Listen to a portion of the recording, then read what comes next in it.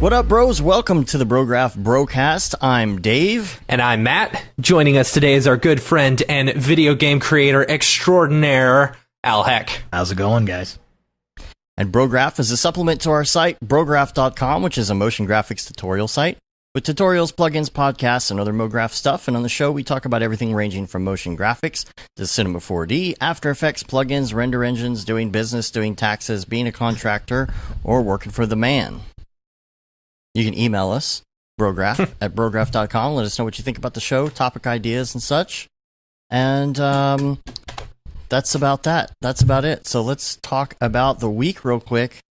Al Heck, you're here. We're going to talk about some fun stuff from Cinema 4D to render engines to video gaming stuff to anything else you want to talk about. The sky's the limit. Literally. Anything else that the chat asks us about, so we're excited about that. We went to Already Been Trued for lunch this week. Yeah, some of the got guys. to hang out with all those guys. It's just fun. Was fun.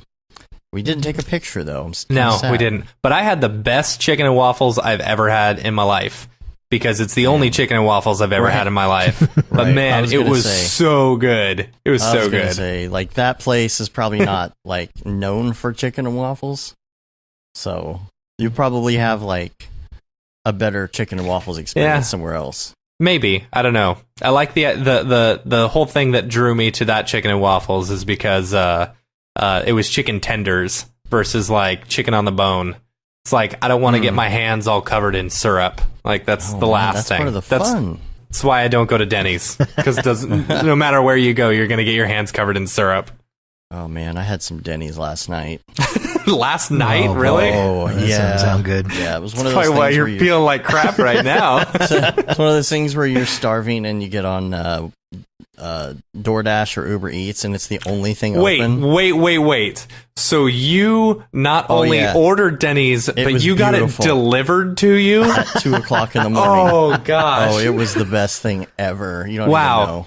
So you just took good. The awful quality of Denny's and brought it down 2 notches by having it delivered. No, it was better that way because it's all boxed up all nice and you don't have any weirdos sitting around you. It's true. It's the comfort of your own home. It's so great. Oh, it was the best. All right, so stuff that happened this week. Somei-san video was super popular. Yeah. By the way. We're at like 3,500 views right now. In just a few days. That's pretty good. Yeah. And, we didn't even have to do any spammy headlines or anything in order to make it popular. Yeah. Yeah. I couldn't stop watching. Every time I see that, I just imagine someone, I can't stop watching. Facebook. Like physically. Yeah. Like you can't stop. I laughed so hard at the end. Anyway. Yeah. 7 reasons Somei-san used Octane. You won't believe what happened next. Yeah. Yeah. Anyway, we did another one of those this week. We had the live stream on Thursday with David Ariev, and he broke down his new music video, and that was like amazing for like 2.5 hours. Yeah. It was like, oh, I'm not prepped, guys. I just kind of worked on it all day. And I'm like, you just dude, all you're day. So overly prepped, it's insane. So leave it to Ariev.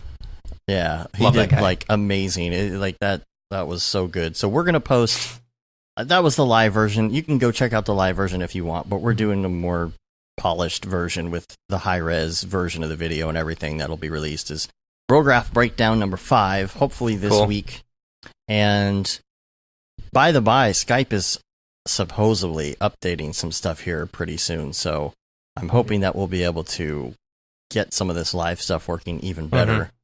Than we already have, plus this new computer that I'm putting together. Yep. And even shout out to those guys who joined us this morning on the Monday meeting.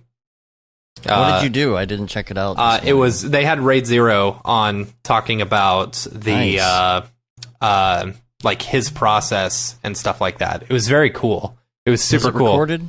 I believe so. Yeah. Okay, because we talked about recording these and releasing them on the reg, so... Yeah, so that'll be cool. And if you can make the Monday meetings, I don't know if, like, they've got anything besides the Skype where people are showing up, but yeah, I'm pretty sure you show up on our... Sorry, not Skype, Slack. Skype. Slack. Is it Slack? Well, it's on the Google Slack, Talk and then it's something? Google, like, it's like Google Zoom or something, Zoom meetings or something, which Right.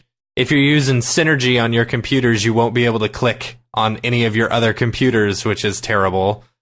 Yeah, like I can't use any of my other computers while I'm doing it. And I always have to reset my computer every time because it crashes my system on the initial launch every time. So, I gave up on that multi-mouse keyboard stuff. I like it. So what, you got like multiple, you got tons of mice and keyboards just laying around?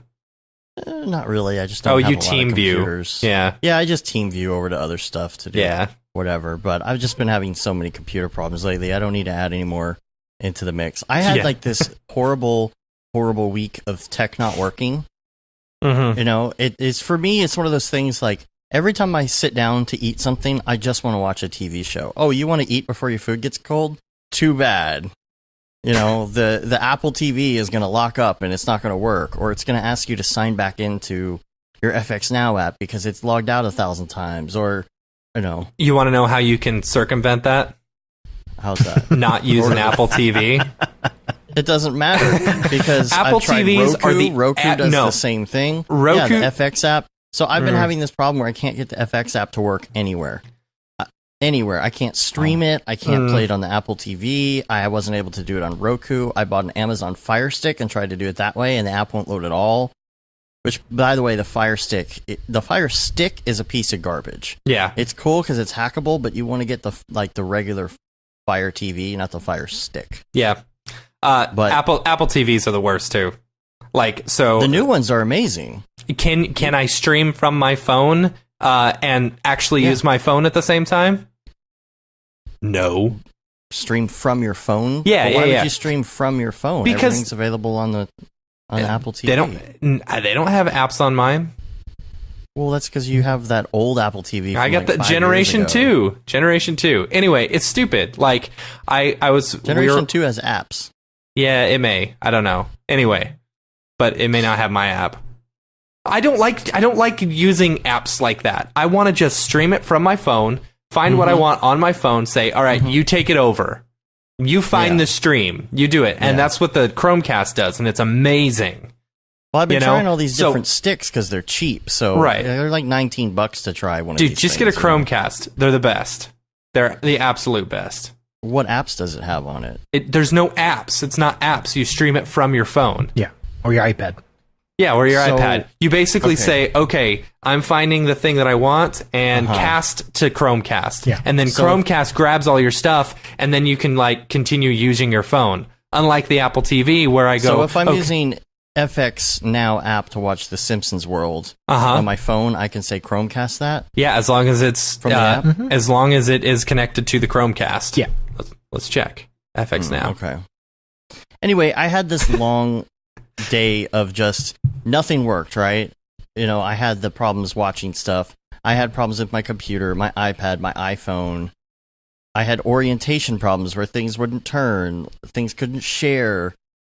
And it was just weird. It's just, like all sorts of stuff. Network going bad, and then like I'm working on one thing over here, and then my Mac laptop, my Air just shuts off for no reason. Glitches, TeamViewer not working, Slack crashing, computers turning off randomly, things not booting. You know how you can get past that MacBook Air turning off randomly? Not have a MacBook Air. And then Barton sent me a picture. I sent you a video of this. I couldn't open the picture on my iPhone. I'm like, what is up with my technology today? Is there solar flares? You know how you could you know. I'm seeing the common occurrence being the Mac stuff. Oh, I haven't even told you about the PC stuff yet. I couldn't get Jurassic Park. Jurassic Park would load on VR for my daughter. I was trying to get that to load, and it would install and then just disappear. Weird. It's just gone. The app is gone. I'm like, all right. And then TeamViewer still not working. YouTube failing to upload things. Today, my Mac drive was gone. Oh, and those stupid updates that don't work. And then on Mr. Meeseeks, I put some stuff on there. It wasn't working. And dude, just my daughter was in the middle of playing a VR video game in the middle of the day, and it stopped playing Rec Room and shut down the computer to restart in the middle of her game, in the middle of the afternoon, even though the updates on it are set for 4 a.m. And then I had a problem this morning. It's probably because you haven't done it in a long time. It's like, dude, I'm dying here. Mr. Meeseeks is set to automatic. Oh, okay. But it was one of those days where it's just like stuff will not stop failing on me, and I don't understand. We almost didn't have a show today because my laptop stopped booting all of a sudden. FXX, by the way, every episode of The Simpsons, it will Chromecast. So just get yourself a Chromecast. $30, dude, and then you'll never go back. Yeah. Well, the thing I like about Amazon is you can hack it. You can put all sorts of new media. Can you stream The Simpsons from FX now? No, because their app won't open. Exactly. Yeah, but I think I need the regular Fire. I think that's the issue. But so speaking of which, in the Slack, there were some comments about this. Guy Lit said this week, I think this was in Rant, if I'm not mistaken. He said, okay, that's a first. Windows just actively upgraded itself while my workstation was running, with Cinema open and all. No questions asked, reset, and boom. I just went out for a smoke, and it sneaked in. It sneaked it in. I can't believe this. Yeah, Urban I've seen Polar that. Bear. I've had that happen before. Urban Polar Bear, I feel like I'm the only person who doesn't have this issue with Windows. No, because Matt doesn't, apparently. I've never had. I don't have issues with. I have an occasional issue with Windows, but it's about the same as that I always had with my Mac. You know, like I have about the same amount of issues, but I just want to choose. It's not that I don't want to update. I want to choose when I want to update, and no matter what I do, no matter how I try and schedule it, no matter how I tell it to do it at night, no matter how I tell it not to ask me or not to download until I give permission, it still comes back to somehow tell me that. I'm going to do this right now. Yeah. And then Guy Lit says, this is the first time it happened without asking. He said, I was freaked out since I was in the middle of a project and it didn't save. And naturally, it overwrites the GTX drivers and stuff, which is BS. Yeah. You know, because it's going to end up screwing up your Octane or something. Yeah. But, yeah. So, because I'm a glutton for punishment, I ordered parts for a new PC. So. Yay! Did you order them all? Everything's ordered. It's on the way. Sweet. When will it all be here? It's all on the way. So I am doing the same case, Matt, that you, well, almost the same computer that you have, but yeah, I did do some upgrades in it. Okay. Though, because I just, like, I upgraded some RAM, I changed some things, and this is all, of course, from advice from the hardware channel in our Slack channel. So yeah, make sure you go check that out because everybody is just so helpful. You know, you can just go to PC Part Picker, build your system, and send your friends a link and be like, well, what do you think of this system? What do you think I should change? And so I got the AMD Threadripper 1900X 3.8 gigahertz 8 core. Cool. So 16 CPU threads. Cooler. Yeah, the same motherboard you got. It's ASRock X399 Tai Chi. Okay. Yeah. Because I had never a good heard of motherboard this before. Okay, so that's the one with the cool looking gears and stuff on it. Yeah. You know, so you know it's good. Right. And then I got Corsair Vengeance LPX 16 gigabyte DDR4 3200 memory times 3200, nice. Times 2, so I'm going to have 32 gig. Nice. I got a Samsung EVO. Actually, I upgraded this. I got the Samsung originally, the 860 EVO 500 gig, but I went with the terabyte because it was only $100 more solid state. Yep. And on top of that, I got a 500 gig M2 solid state to go on the motherboard. Wow. So this thing's going to be screaming. Yeah, why do you need a terabyte SSD when you've already going to have a 500 gigabyte? Terabyte SSD is going to be Dropbox. Okay. And the M2 is going to be system. You should have gotten a 7200 drive. Like a 6 terabyte. Oh, I can always add that. Yeah, you should add that in. I mean, I could do that. It's nice having the extra drive.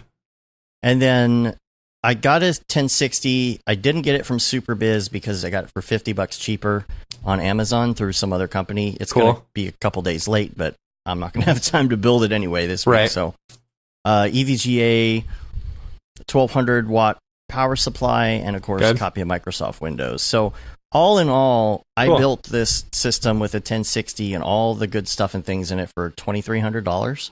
That's not bad. Not bad at all. No, that's going to be especially with the system. 1060. Yeah.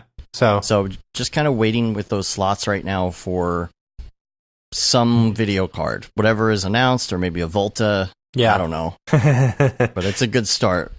We need some big projects. So people send us your projects so that we can buy Voltas. Yeah. I also tried Beat Saber finally this week. Yeah, what'd you think? Oh, dude, I love it. Yeah, I start on no fail mode with no arrows so I can practice. You know? But man, it's a workout. It's like if you've ever done any sort of exercise that's based on karate, you know, throwing punches and stuff, P90X or something. I mean, dude, shoulders sore, abs are sore, the whole thing. It's dude, like doing the squat down and stuff like that. That was awful, dude. My legs were so sore the next day. Obstacles and Al, have you played Beat Saber? No, I've seen footage of it. I've seen it with the 2 sabers, and I've seen it with the joined 1 saber, and my mind was blown. I was just like, oh my god, that's the most amazing thing ever. See, I think they need to do something like kind of like Rock Band, you know, where they actually where you're actually learning to play drums. Yeah, I think that would be cool. Oh, you know? Absolutely. No, it's fantastic. And I think that started, if I'm not mistaken, from like a game jam. Oh, really? Yeah, I know it started really just as kind of like a concept, and then just kind of built from there. But that's cool. It's real sexy. Love it. Yeah. Liam just sent me a message too and said he's got a new tutorial coming out this week. Cool. And as well as Redshift Thursday. He's back on Redshift Thursday. It's going to be on Cryptomat. If you've heard of Cryptomat, it's I'll post a link so you can check that out. I just heard about it yesterday, so I don't know that much about it. So stay tuned for that because that's going to be really cool. And also, I just like to say that the new Premiere text tool absolutely blows. I do not understand. Like, I had to do some simple text stuff this week, which I don't usually have to do. I'm just trying to type some stuff. You can't click on it half the time. You just click and it doesn't do anything. And you're clicking around. You're like, how do I edit this? I don't know how to edit this. It just doesn't select. But yeah, it's like they're trying to use the old Final Cut Pro version of text, and then but they still have the you can create a Photoshop file. They have the legacy version. And all that. Yeah. I don't know. But you can't click. And I looked this up. Apparently, this is some sort of glitch. You try and click to edit your text and you can't. And then you click on something else and back, and then you go forward a frame and forward, and then back a frame, and then it starts working. Weird. I don't know. And lastly, that's Premiere for you. Yeah, I know. Lastly, in the week wrap-up stuff, I had this actually on here for a while, but changing the idea of a set schedule, because when you get super busy, I feel like it's all about just getting stuff done when you can get it done. Yeah. Especially if you are self-employed. Yeah. Because it might be one of those things where you've got a lot going on in your schedule, you've got kids and whatnot, and so you just never know when you're going to be able to do certain things. Or if you work really late, you know, like I do a lot, you know, work until the wee hours of the morning, I'm not going to get up for a set schedule of 8 a.m. and start working at 8. See, it's just, I'm going to be too tired. Always get to my desk by 9:30, maybe 10, you know? But how long I stay there is a totally different story. Like sometimes I'll know I have something to do in the morning and I'll get it done in like an hour, and then I won't do anything for the rest of the day, right? Until something else comes in. Right. But it's like, I don't know. It's the joy of working for yourself. I think I usually sit down on average about 10 a.m. now. It was 9 and now it's 10 because I end up working so late, or I go pick up my daughter and do something and then come back to the desk later on at night. Yeah. And sometimes it's going to, you know, sometimes I want to change a scene and I'll go to Starbucks or something, you know, or go to different places and work. And so it's really, it's one of those things where in your head, if you're like, well, I have to be at my desk from 9 to 5 every day. If you start thinking of it in different terms and you have your list of stuff to do and you just say, okay, these are the things I have to do today. I will not feel guilty about the fact that I'm not working at 10 a.m. Right. Because I'm going to be working from 3 p.m. until midnight. Right. And you also have to think about it this way. If you're working for the man, you know, if you're working a regular job, how much of that time is spent surfing the internet or waiting for a job to come in or something, you know? Like when work is there to do work, you do work, you know? But if it's not there, it's not like, why do I have to sit at my desk for 6 hours when I've got no work to do, Oh, I always have work to do. I know. I got my OmniFocus in front of me. But anyway, let's move on to some Ravcock. What's your flavor? What's your flavor? The first thing I wanted to talk about is that XB4 has been released, not for Cinema 4D in Octane, but just the standalone version of Octane, and they have added light exclusions. Yeah. Very excited about that. That is exciting. And so we'll wait for that to come to Cinema 4D. So, Al, let's talk about render engines.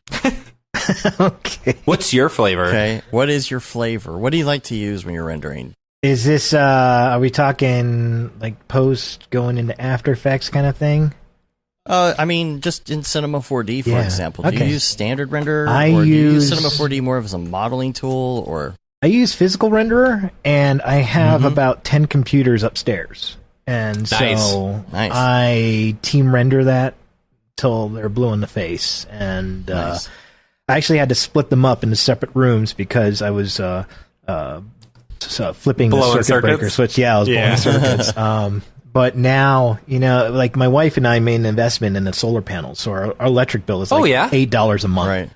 And so now when we do team render or anything like that, I have no fear about just letting them run and go into town. So did you actually sorry to change the subject into solar panels, but did you like pay for them outright, or are you renting? Yes. Oh, wow, dude, that's impressive. So we moved to Albuquerque like 2 years ago from Las Vegas. And in Las Vegas, you have a unique issue where you get a lot of sunlight and you get a lot of heat. And those things, you don't want them just absorbing all that heat, because that's going to, eventually take its toll on any piece of equipment. But in Albuquerque, it's about 20 degrees cooler, because we're a mile high like Colorado. So kind of like in EJ's world, but we're a little lower south. And so we get all the sunlight, but we don't get that intense blazing microwave blasting on you. So we, the wife and I sat down and said, man, I want to live in this house for 20 years. I want to live in this house for 30 years. I don't care if I die in this house. I love it. So let's get some solar panels. I want to die in this house. Will you please let me die in this house? I mean, it's great. It's got like the office downstairs, the master bedrooms downstairs, and the kids' rooms are upstairs. They can totally control that world.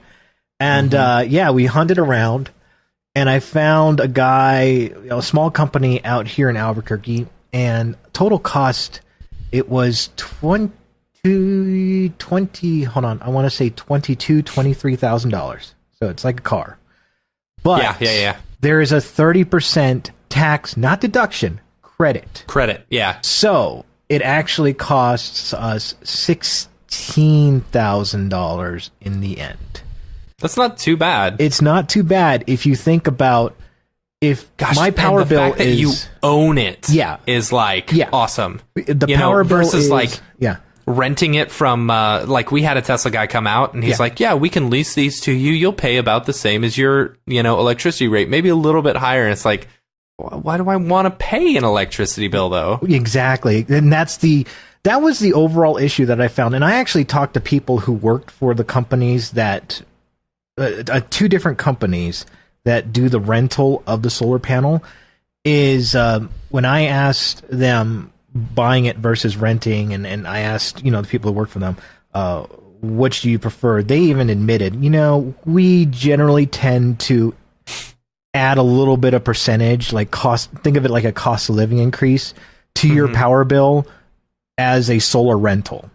So, you may pay $100 this year. Next year, you're going to pay $103 for the same month. Next year, you're going to pay $107 for the same month. And it's going to kind of increase. You're still going to spend less, but it's not like your payments are never going to change. So, the wife and I were sitting down thinking, if we're going to spend, $1,500, $2,000 per year on electricity, it pays itself off in 10 years. Yeah. And then every year after that, it's free money. It's basically writing us a check. So let's just do it.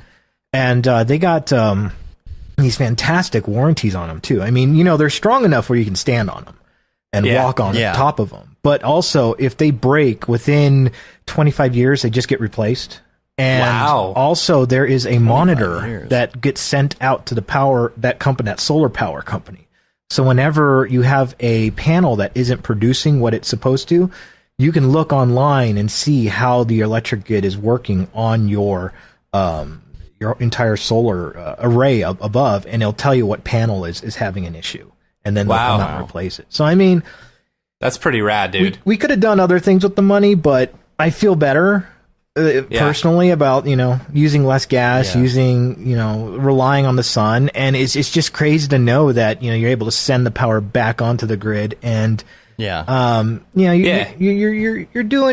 living your life, your normal life, without anything crazy, just by sun's energy.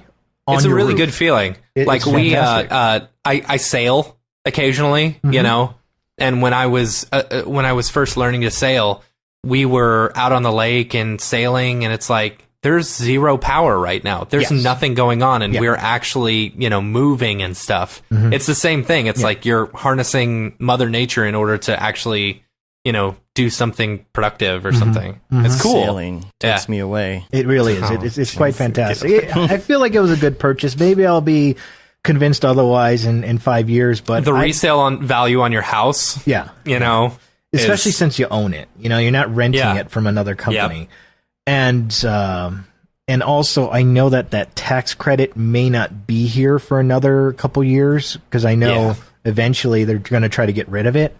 So I wanted to take advantage of that now before it's gone. Solar powered renders, man. That's what I'm talking about, buddy. It's awesome. Oh, that's a new company name. I call it Solar Powered Rendered LLC. Patent pending. Yeah. Get on GoDaddy right now. Right. Yeah. So you've got a 10 computer farm. Yes. Basically spread out throughout your house. Exactly. That's hilarious. Keeps us warm in the winter. Yeah, I was going to say. Yeah. AC cranking all the time. Exactly, and I don't care. Yeah, I know, it's great. It's nice. Great. But so let's talk about your company, by the way. Yes. So your new... The video game company. Yes. Defiant Lobster. Yes. Defiant Lobster. And that was just officially announced like maybe a few weeks ago, a month or so, right? Yeah. So, so this is kind of a little bit of a backtrack to kind of explain it. But sure. So I want to say back in 2013 or so, when Unity was still only Mac only, it wasn't even on PC yet, and Unreal didn't have any way to publish mobile games yet, and you still actually had to buy a license. It wasn't even free back then. You had to you could build a video game on Unity and supposedly publish to your iOS device. Now, that sounded incredibly appealing to me, and I thought I could just jump into it and get to work. I knew nothing about game design, nothing, zero. I couldn't I couldn't tell you how to do it properly, or pixel counts, or why normals needed to be the right direction, or anything like that. And I didn't understand any of this stuff. And I had a couple clients that wanted apps. And so I ended up hiring programmers to help me out. And then I found a guy online, because I said, eventually at some point, the gravy train may end for me in motion graphics. Because, with guys like you and EJ and Nick and everyone that comes on to like SeaGraph or NAB, they just keep getting exponentially better and better and better and better. And I was like, man, I could try to compete, but I know there's also an industry out here for video games. There's a real industry for these mobile games. There's a real industry for these newer, lighter engines that are becoming more consumer-friendly, consumer-oriented. It's less of a, this is a good old boys club. You have to pay $10,000 to even start the game engine, or $100,000. And now people are saying, it's free. Come on in. Let's do this. Yeah. So I reached out and tried to find someone to teach me, and I met a guy named John. Now, this guy, John Weinberger, he's a good buddy of mine, and he's the one I run this company with. And John is, you hear those stories about these like super smart people who drop out of college and they start their own whatever. That's John. Yeah. Here's my best story for you. He graduated high school. He was working at Adult Swim, Cartoon Network Adult Swim, as he was working as a game developer for them. So like if you ever played that like unicorn one. Yeah, Robot Unicorn. Yeah. Love that game. Yeah, exactly. So, he had his hand in some of that and some of these other games that Cartoon Network was building and stuff. And he's got a great portfolio. He's worked for a bunch of companies. And he was doing this when he was either in high school or just out of high school. And they said, look, John, you need to go get a college degree. You need to get a degree in computer science. It's like, all right, fine. So he goes into the first day of programming, basic C# and they're programming. teaching him about like what a variable is, what a variable is, what a bool is. Let's declare our variables. Let's talk about what is a start and an update feature. Let's talk about this. Anyway, so after the first class, he walks up to his teacher and hands him the book of fundamentals of C# that he wrote in high school. And he said, "Can I please get passed in this class?" And the professor opened it up, read it real quick. He said, "Yeah, you're all good. Go on." So that's the kind of guy John is. He's self-taught, self-motivated, highly, highly intelligent.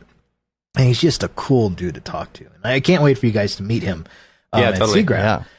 And he was trying to do this thing where he would run tutoring for people who wanted to learn game development. Because when he started, there weren't too many options out there. And he loves teaching. Mm-hmm. And so I hired him, and he was my tutor for about a year, twice a week for about an hour at a time. And we built a bunch of games. We built a space shooter. You did this on Skype, right? Yeah, we did this on Skype and TeamViewer. Mm-hmm. We did video games. So we built Space Invaders together. We built a 2D side scroller like a Mario Brothers together. We built an over-the-shoulder zombie shooter together. And, he's always kind of been someone I can reach out to on the programming side after I learned enough. Have you done any VR games? I've done some augmented reality apps and stuff like that. He has done a lot of augmented reality, which is really no different than VR. It's just the camera's different. He used to work for a company called CN2 Technologies, which, they did stuff for Android. I forget the name of that particular logo, but it's like this little green robot that flies around the screen, et cetera, and it was some sort of like it was one of the major phone brands. I forget what it was, but I don't know if it's around anymore. But so he would teach me the programming side, and when it came to the graphics, though, he didn't understand a single thing. And eventually he gave me a phone call because he partnered up with Unity. 3D, the game engine. They actually reached out to him because they wanted to start creating educational resources for people who wanted to learn how to use Unity. And they asked him to come on, and he's like, I need graphics help. So, I helped him out a couple times. And then that was the ultimate guide to game development using Unity. Okay. And in that course, we built a space shooter together. Real simple, ugly graphics. We put barely any time into it. We also did one where we did what Unity calls the post-processing stack, which you could look at it kind of like After Effects Lite for adjustment layers. So that's where you can do your vignettes. That's where you can do your color corrections. That's where you can do your blooms. That's where you can do your depth of field. That's where you can do a lot of these post-processing effects that we do in After Effects using our passes in Cinema 4D. So it came very naturally to me, and I was showing John it, and he's like, "Oh my God, I didn't even know what ambient occlusion was. That's amazing how it works." Yeah. And I'm like, "It's no big deal, dude." Just so we did that course together, and then they reached out to us to make another course. So we built the ultimate guide to cinematography in Unity. And the idea behind that was we wanted to do something less, all right, you take this camera, you move it here, you take this camera, you move it here, and we said, let's make a game. Let's have fun with this. Uh-huh. So we created a character called Darren Romeo, who was a spy that was not a spy. He was a master thief sneaking into a vault. And your whole goal was to get your character from one end of the vault all the way to the other end of the vault and not be detected by the security guards who are walking around with their flashlights and splashing everywhere.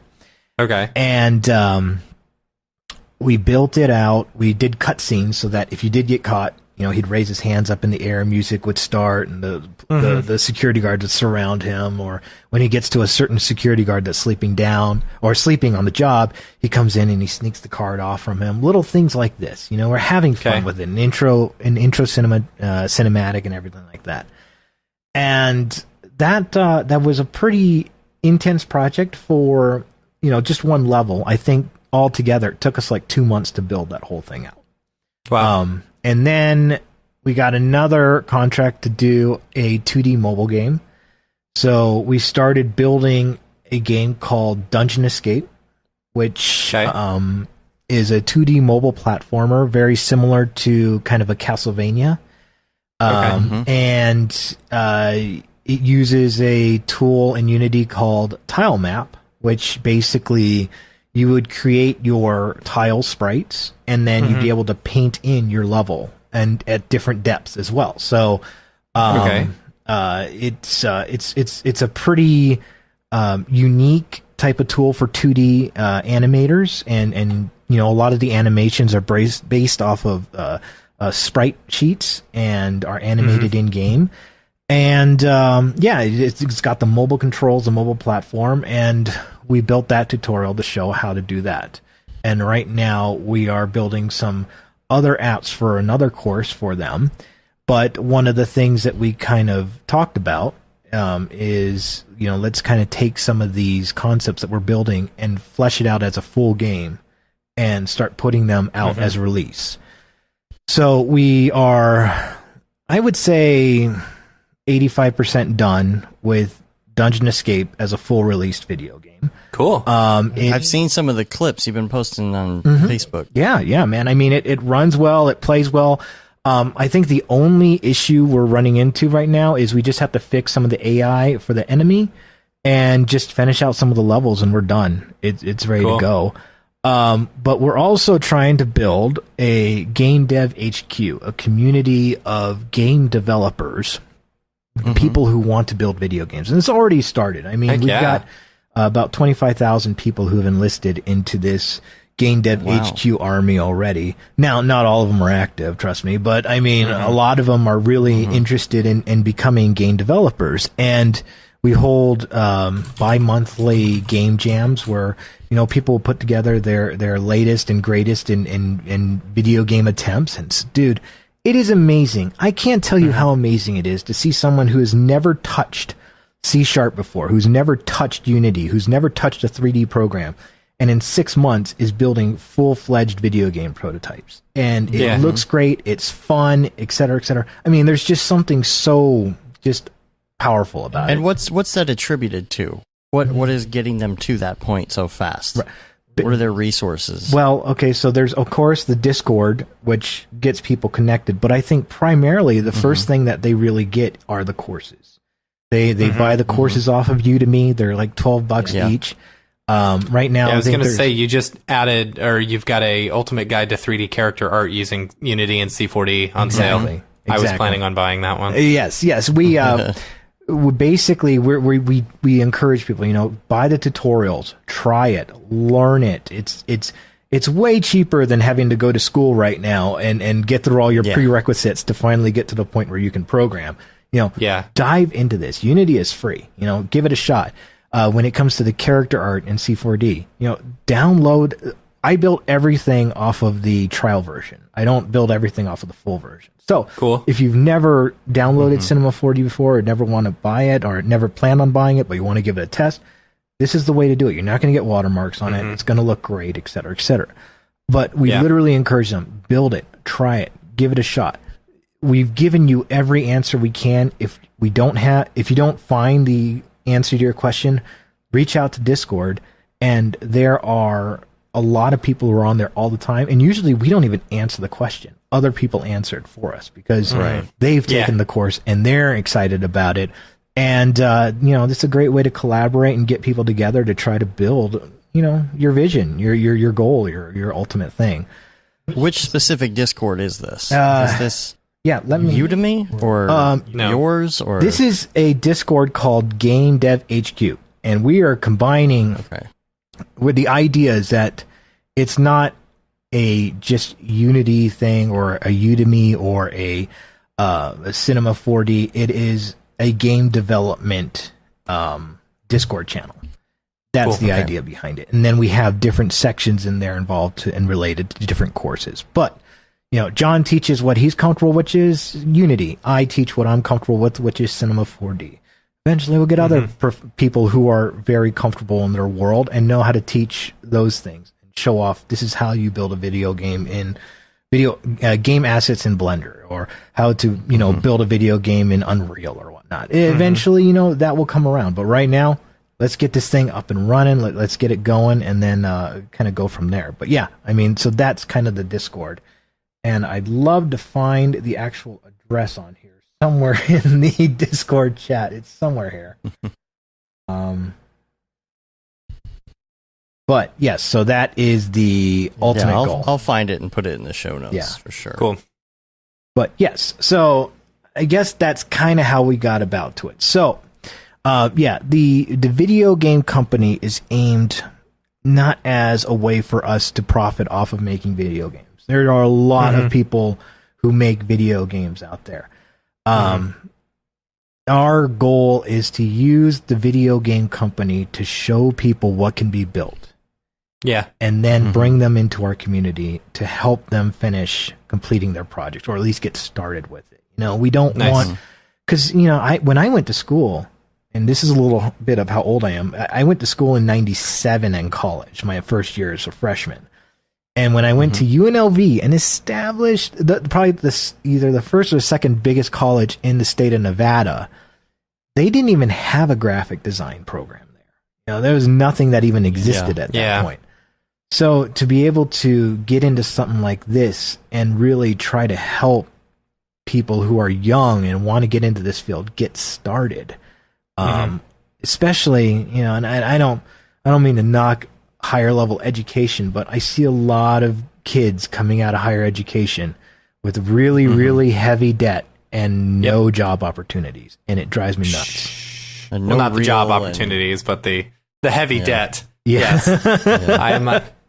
I have partaken of my quite a bit of my own debt. Yes. For schooling. Yeah. And education is important, but if you can get the answer online for 1/1000th of the price, let's get you started. Agree. Let's get you started. Totally agree. And so that's kind of where John and I are kind of going with this. So, we have a list of probably 20 games that we want to tackle, and we want to build a sample game out of. So, for example, we did a poll out to our Discord channel to ask them, hey, what game do you want us to build next?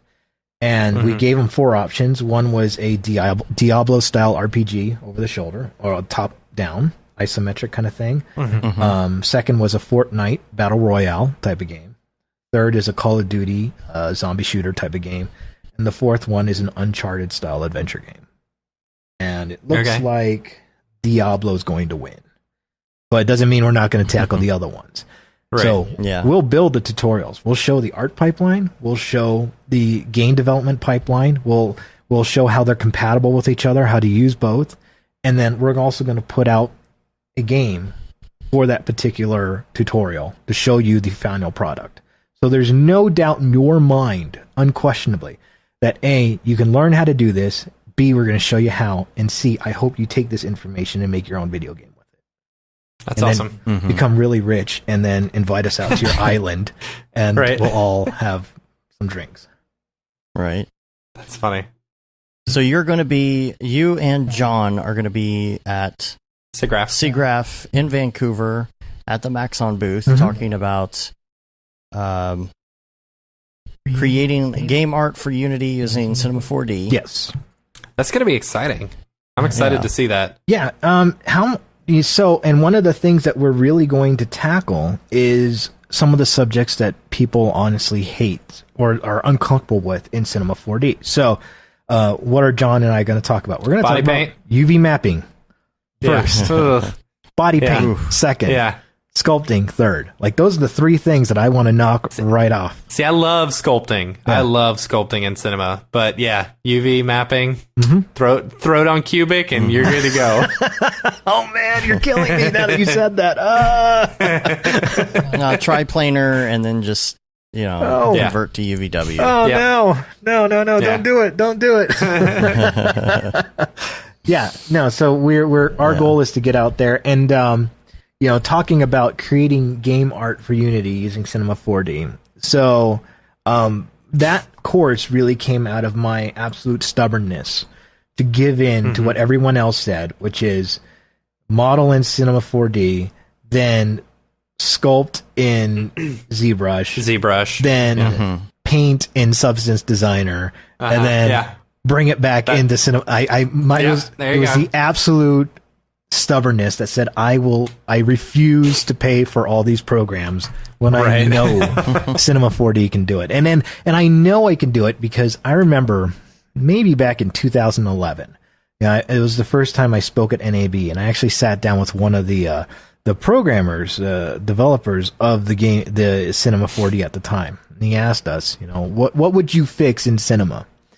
And he goes around, asks two of us, and all of us said body paint and UV. And he's just like, whatever. Yeah, whatever. And at first I'm like, gosh, that's kind of rude. But now that I'm a little older and a little wiser, I think it's because he did that because he knows it works. You just got to figure it out, guys. It really does work. It's good. And it took me a while to figure out UV mapping. And I tell you, man, UV mapping now is a breeze. It's fun. You can unwrap pretty much anything in 20 minutes, and it makes sense. It makes absolute sense. You know what'll take less time? Throwing it on Cubic and just... Oh, God. Yeah. Got this burning sensation in my left shoulder right now when you said that. I want to get that checked out. No, it makes sense, and it's important, especially when you talk about VR, AR. Because when you build any type of asset for Unreal, when you build anything for Unity, you really need to be conscious about your texture, which has to be a power of 2, just because it reads it the easiest for game engines, right? Because everything renders in real time, and also we got to talk about minimizing the amount of polygons, topology. There's so many other factors that go into actually making game art versus Cinema 4D art or something you render in Octane. Because in Power of 2, you mean 256 by 256 square textures? Yep, exactly. And so on. Yeah. Yes. Okay. And that's what body paint does. Is naturally it always converts every one of your textures to a power of 2. You just got to determine what size. But and the other thing that's really powerful, getting into body paint, is you can paint not only any channel but any sub channel, any sub material inside. So one of the things I do with it is I paint my reflection channel, and in there I paint what is going to be more reflective and what isn't, what's more metallic, what's not, and also I paint my blurriness channel, and I can determine, all right, what's going to be sharp, what's not, et cetera, et cetera. So if you have a character that is, let's say, has, at least in this tutorial that I built, he's wearing a leather jacket and he's got jewelry on it, and he's got, his flesh tone on it, or he's got, cloth on it as well. You know that all that texture has a different reflectance value. It has a different reflectivity. Right. Your jewelry is going to be pretty reflective, but it's also going to be pretty sharp too. And versus your leather, which is going to be smoother and it's going to be less reflective, but your cloth is going to have basically zero reflectivity on it as well. Right. You can paint that individually inside a body paint and then export that to Unity, and that translates directly over. So now, instead of having, let's say, a character with, your leather material and your cloth material and your this material and your that material, you have it all baked down into one. And that makes it a lot easier for any type of video game engine to process that information very quickly. Yeah. And Instead of having to grab 30 textures, it only has to grab one. And you'll be amazed how much that performance is important, especially if like a mobile or VR game. You really want to keep your numbers down as much as possible. So, like for me, when I bring in like a video game character, like a not even semi-hero character, kind of like a mid-level character or whatnot, as far as detail, they'll have maybe 6 materials total, and they'll have 8,000 polygons for the whole thing. Jeez. That's it. All you get. And then with that, I can take that and make, 80 copies with character controllers and AI, et cetera, and they can all run in real time and do quite a bit of damage on the video game. Now, do you do, like, as far as like rigging characters and stuff like that? Like, is the rigging done in Cinema 4D or is it done in Unity? The rigging is done in Cinema 4D, and actually I will use often Mixamo. Okay. I like throwing it in Mixamo, having it auto rig, and then bring it back in, and then using the character motion system to just kind of blend all my character animations together.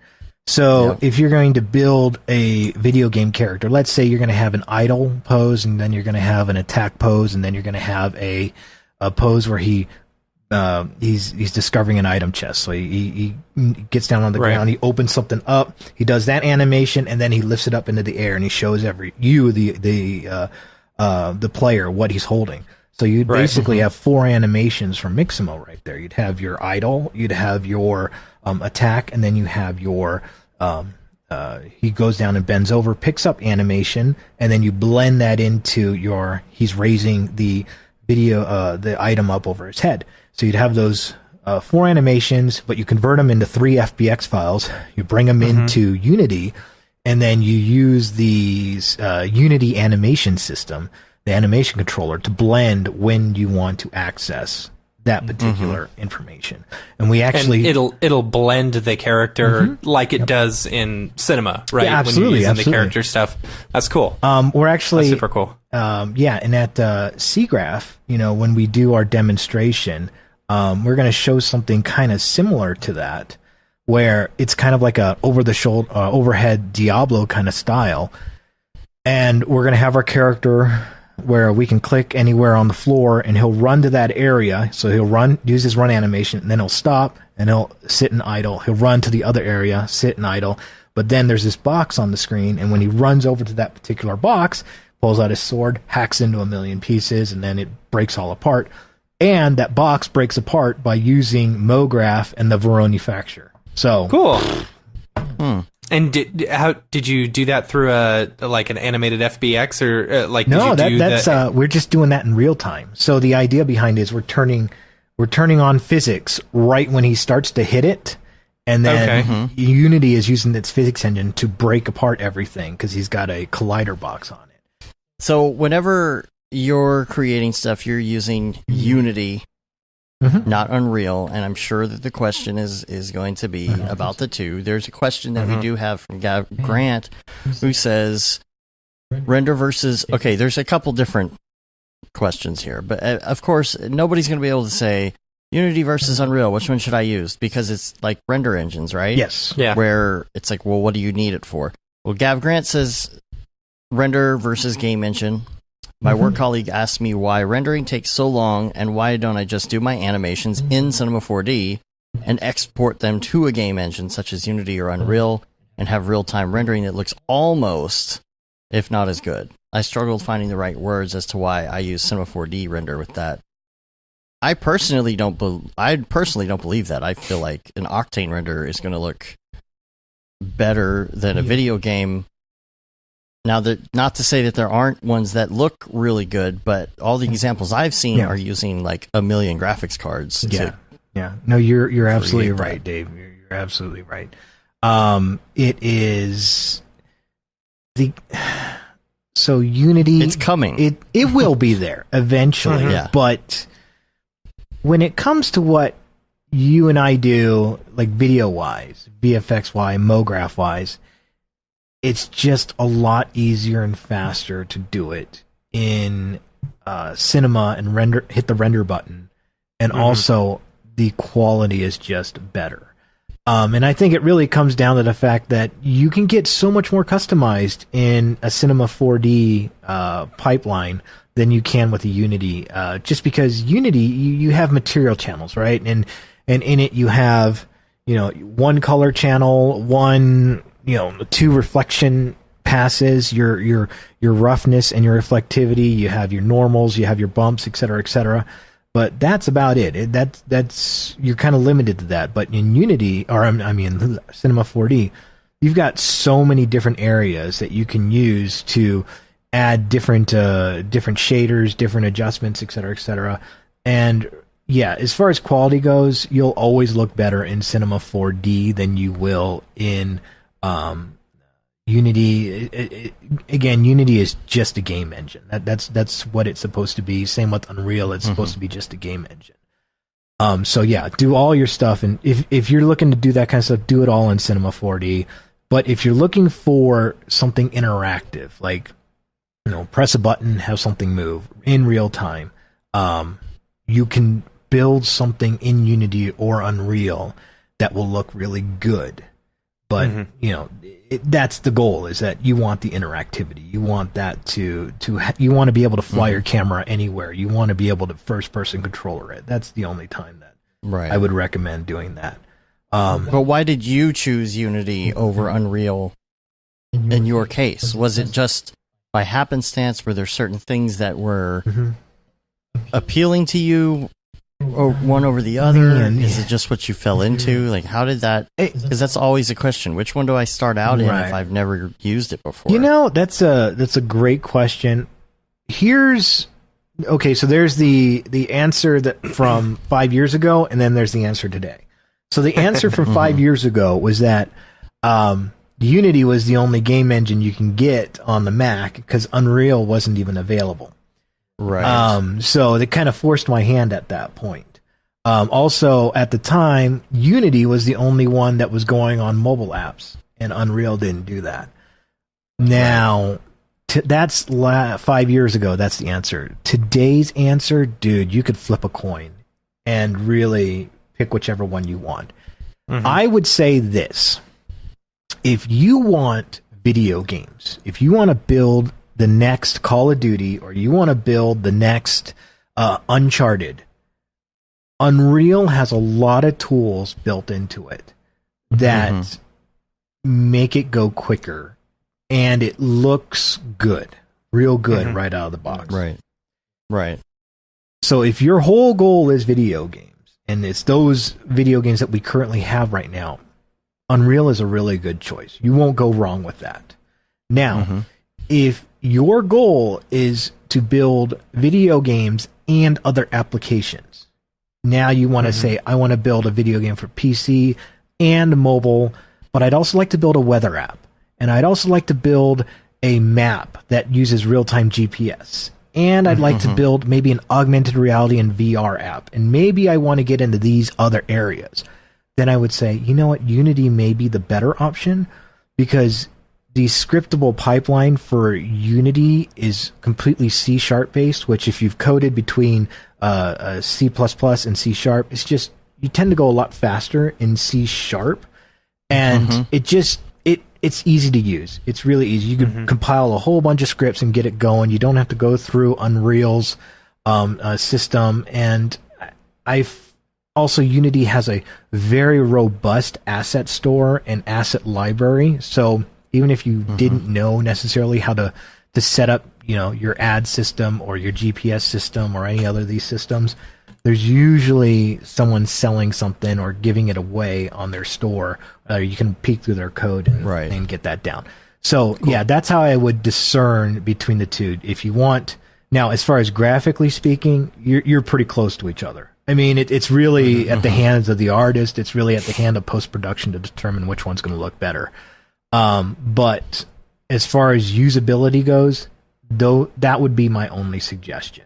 Is which one? It's kind of like the same argument with Cinema 4D and Maya. Most people use Cinema 4D for motion graphics just because MoGraph is everywhere and everyone knows how to use it, kind of thing. So that would be. And Cinema 4D files come into Unity as well if you want. It used to. I don't do it. I don't recommend it. I would recommend. That's what I've heard. Use FBX anyway. Use FBX anyway. That, from my experience, use FBX anyway.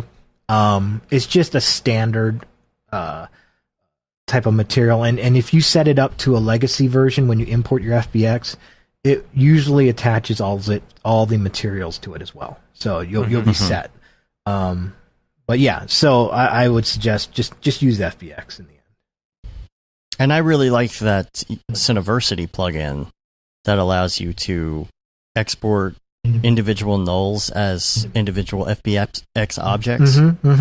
Yeah. So that you can kind of divide up a scene if you have a lot of stuff in there. Yeah, no, and only update certain FBX. Yeah, I've personally have brought in an entire scene built in Cinema 4D, and one of the ways that I bring it in, so I had all my information, and then I'd bring in my FBX individual components that I knew were going to fit into those, and it literally just, I'd replace one, turn it into a prefab, and then take everything with the same name and replace those as well. So they almost turn into instances, and then do that for the entire scene, and you knock it out pretty quickly. So yeah, you could literally build an entire scene in Cinema 4D and have that work. Cool. Nice. How's it handle displacement? Sorry, I know nothing about Unity. Well, displacement is treated as a height map, which is kind of it's more of a parallax type of effect. It's not displacement in the sense that it's going to alter your geometry, but what it will do is your geometry will, when it's kind of like, have you guys played Bloodborne on the PlayStation 4? No. Okay, that's a horrible played example. Many games. If you say, have you played Halo or have you played Disney Emoji Blitz? I'd be all over that. Yes. It's like an uber strong version of a normal channel, I guess. It really makes those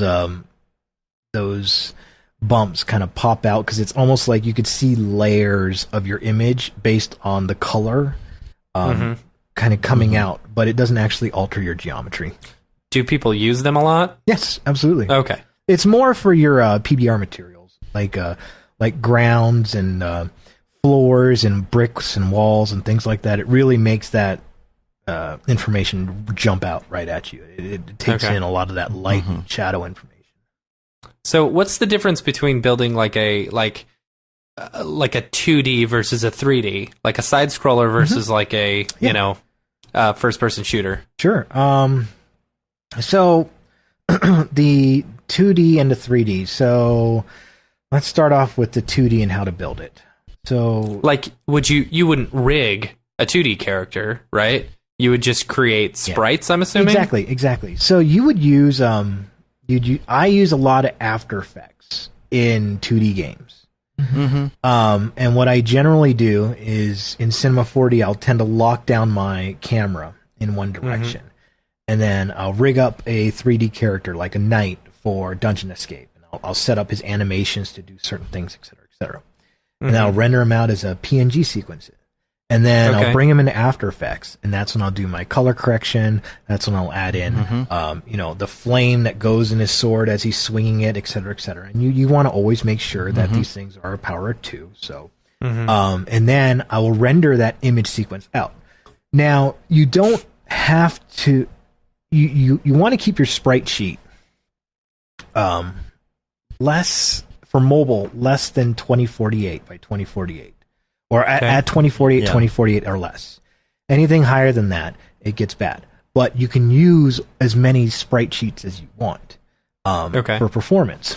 So here's the idea is that, let's say I had a character doing a side-swiping swing, and I rendered him out in After Effects, and he has maybe 2 seconds worth of frames, right? So 60 frames. So in your sprite sheet, let's say his sprite on screen is going to be 512 by 512, or 256 by 256, because that would mean that each 2048 sprite sheet would have 16 images on it, right? Okay. So you could picture 4 cross, 4 cross, 4 cross, 4 cross, all set up and animated together. Then you get all your sprite sheets together. So that one would be 16 plus 16 plus another 16 plus another 16. So you had 4 sprite sheets total, right?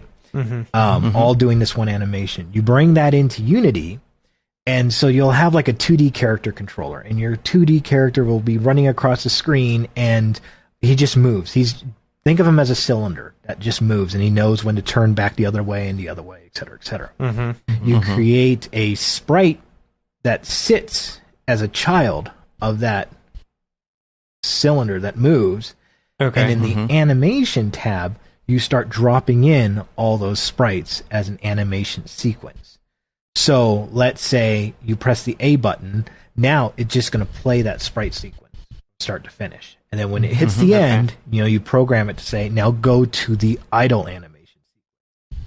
And that's how you build that whole video game in 2D look-wise.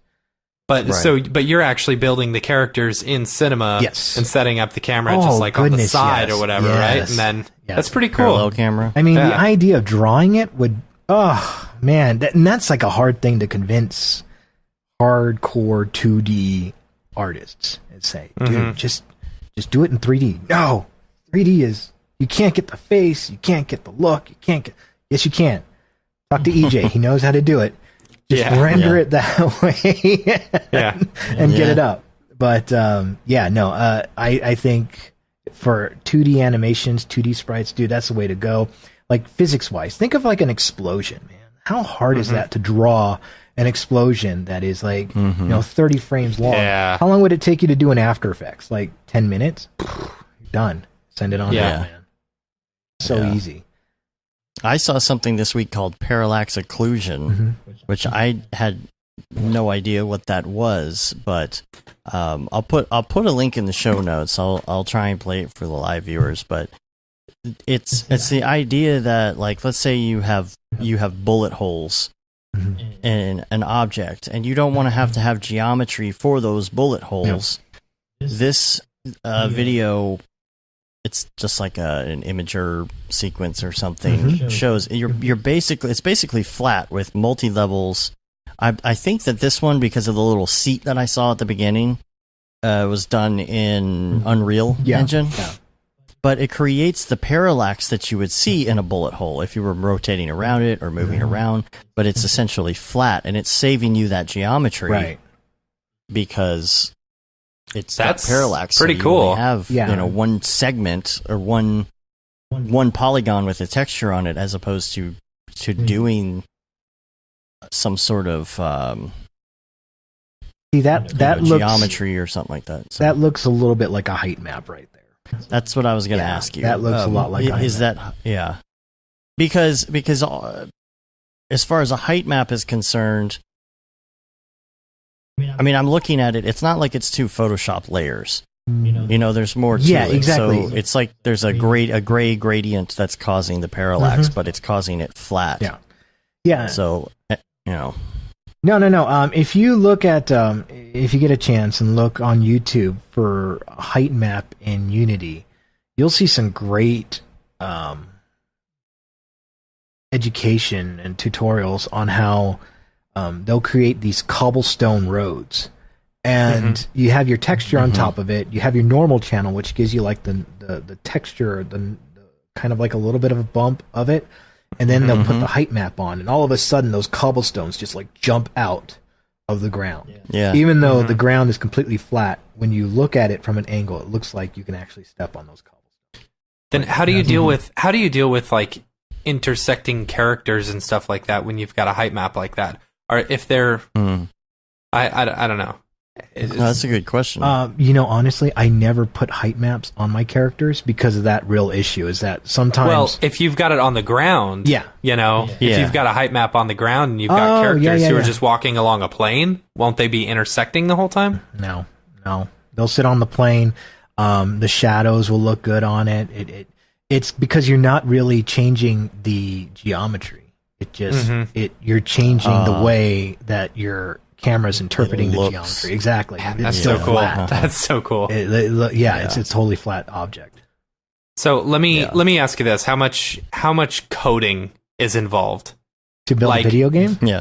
Yeah, could someone... Okay, I have taken 2 classes on C++. I know very little about C++. I know what a variable is, even though I couldn't remember the phrase, you know. But I know Cinema 4D really well. Yeah. You know, how much coding would be involved? Like, would I, as a noob, be able to create a video game? You, as a noob, should aim to build a level. Okay. Everyone should aim to just build a level. Don't look at a whole video game. And well, I mean, a video game is only like 8 levels, right? That's what I keep everybody saying. does multiplayer now, and so that's why I keep getting stuck. So, no, I would say always aim at building a level, and you do need to learn a lot of coding. But what I always say with coding is you need to learn 50 principles perfectly, and then everything else is cake.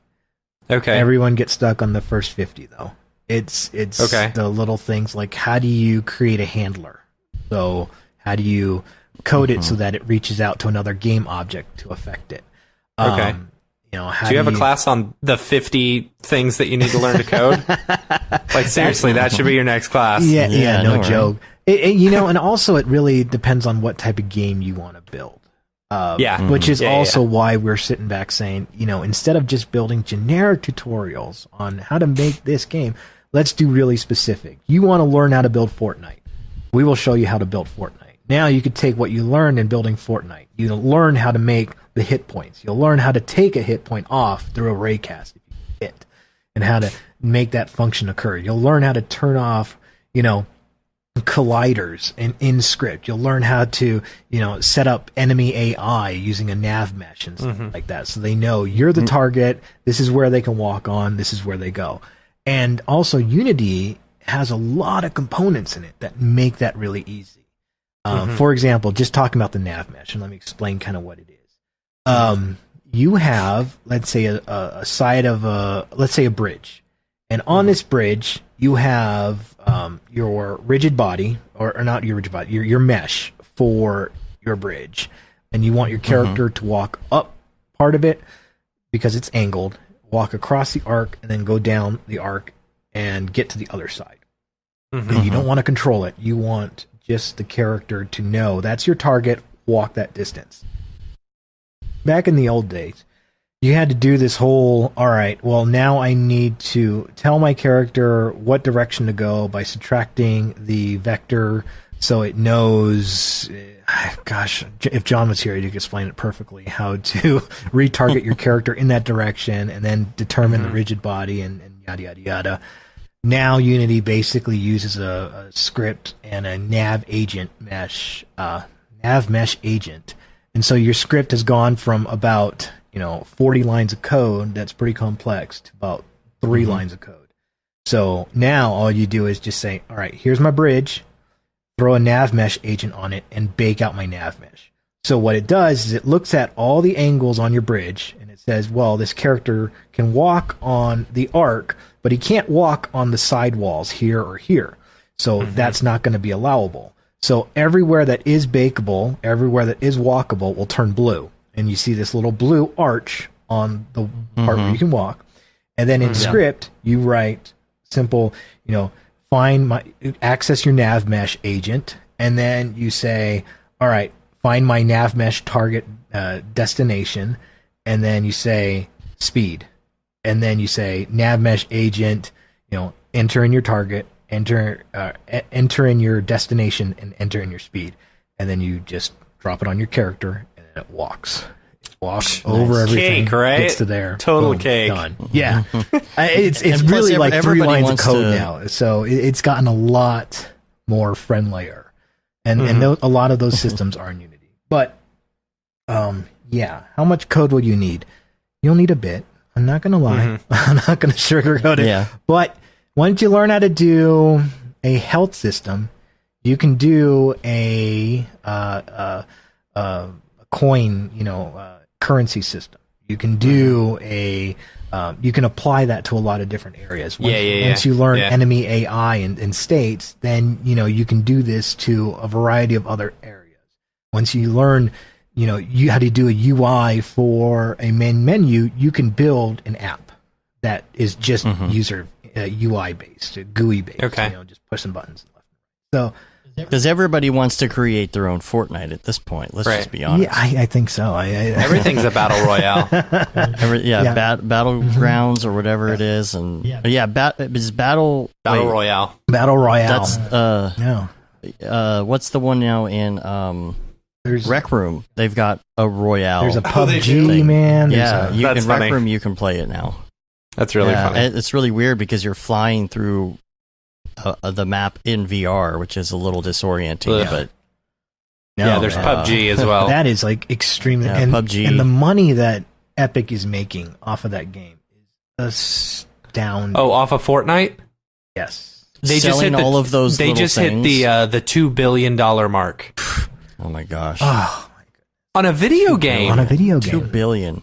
Because all the things are like special outfits and special things that are only available for the next 7 days. And if your kid doesn't buy it, then you don't love him. Here's something that hit me that like I was thinking about the other day. Video games, at least video game developers, it's a completely different world than it was, say, 10, 20 years ago. Right. 10, 20 years ago, you were putting together a game, and then you test it out, you ship it, and you wouldn't touch it at all after that point. Yes. Like there was nothing. If there was errors, there were errors, But it's like nowadays, there's not only updates, which suck, day one updates, but also the developers stay on. Yeah. Because there's now more ways for them to make money. Oh, yeah. Absolutely. And that's crazy to me, Even Grand Theft Auto, they get rid of all the good glitches. Yeah. And then they just milk it, right? And then they never put out a new Grand Theft Auto. Yeah. Could you imagine, like, if there was a Nintendo 64 patch for Mario Kart where you couldn't do any of those speed runs anymore? Yeah. It's like, dude, people would be like so upset. John and I were talking about this, and I think it's a real reality that sequels may disappear one day because of that. I could see that. Yeah. You look at Far Cry 3 and how gorgeous the graphics were back then, and everyone's like, oh my god, it's going to look better. And then, the PUBG looks like a cartoon, and that's what we got today. I don't think it's graphics that sell a game. I think it's you got a great system, you got a great gameplay, you got a great story, you got solid entertainment. I don't see any reason why a developer can't take, let's say, like the Borderlands 2 engine, which has a particular art style to it, and just put DLC after DLC after DLC after DLC out. You already got your audience. They can buy the main game now. You can give it away, the main game, for free, for goodness sakes. And as long as they keep buying the DLC, which is a digital download, it never goes to GameStop, it never gets sold used, they'll keep making money off it forever. And that's what they did with WoW. I mean, my goodness, that game's been running forever, and it's still doing good. Yeah, there you go. So what about if I wanted to build... Here's what I want to do to start out. I've got Unity. I've started taking a Udemy course on it, and I'm learning a little bit. It's one of those things where I've done a course and I've done a tutorial a whole bunch of times, and so it's that repetition that is kind of getting me to remember it the next time I try and learn it, because I just stop for too long. But one of the things that I want to do is be able to build a world in Cinema 4D, and I want to bring that into Unity as a VR world, and just be able to walk around it and pick up certain objects. That's it. How much code? Because there's going to be a lot of pre-made library things, I forget what they're called, that I could bring in and make a lot of that happen without code, right? Yes, you can. I honestly think you could probably knock that out within a day. If you have the world already set up, you would export your world out into Unity as an FBX, right? Get that all in, get your materials all laid in, et cetera. Then you need your character. There is a first-person controller system already. Right. So you would literally just drop in your first-person controller system as a standard asset. And that would, you got to make sure that you set up your rigid body for the floor. So you got to put some sort of like floor collider on it. That would be a mesh collider.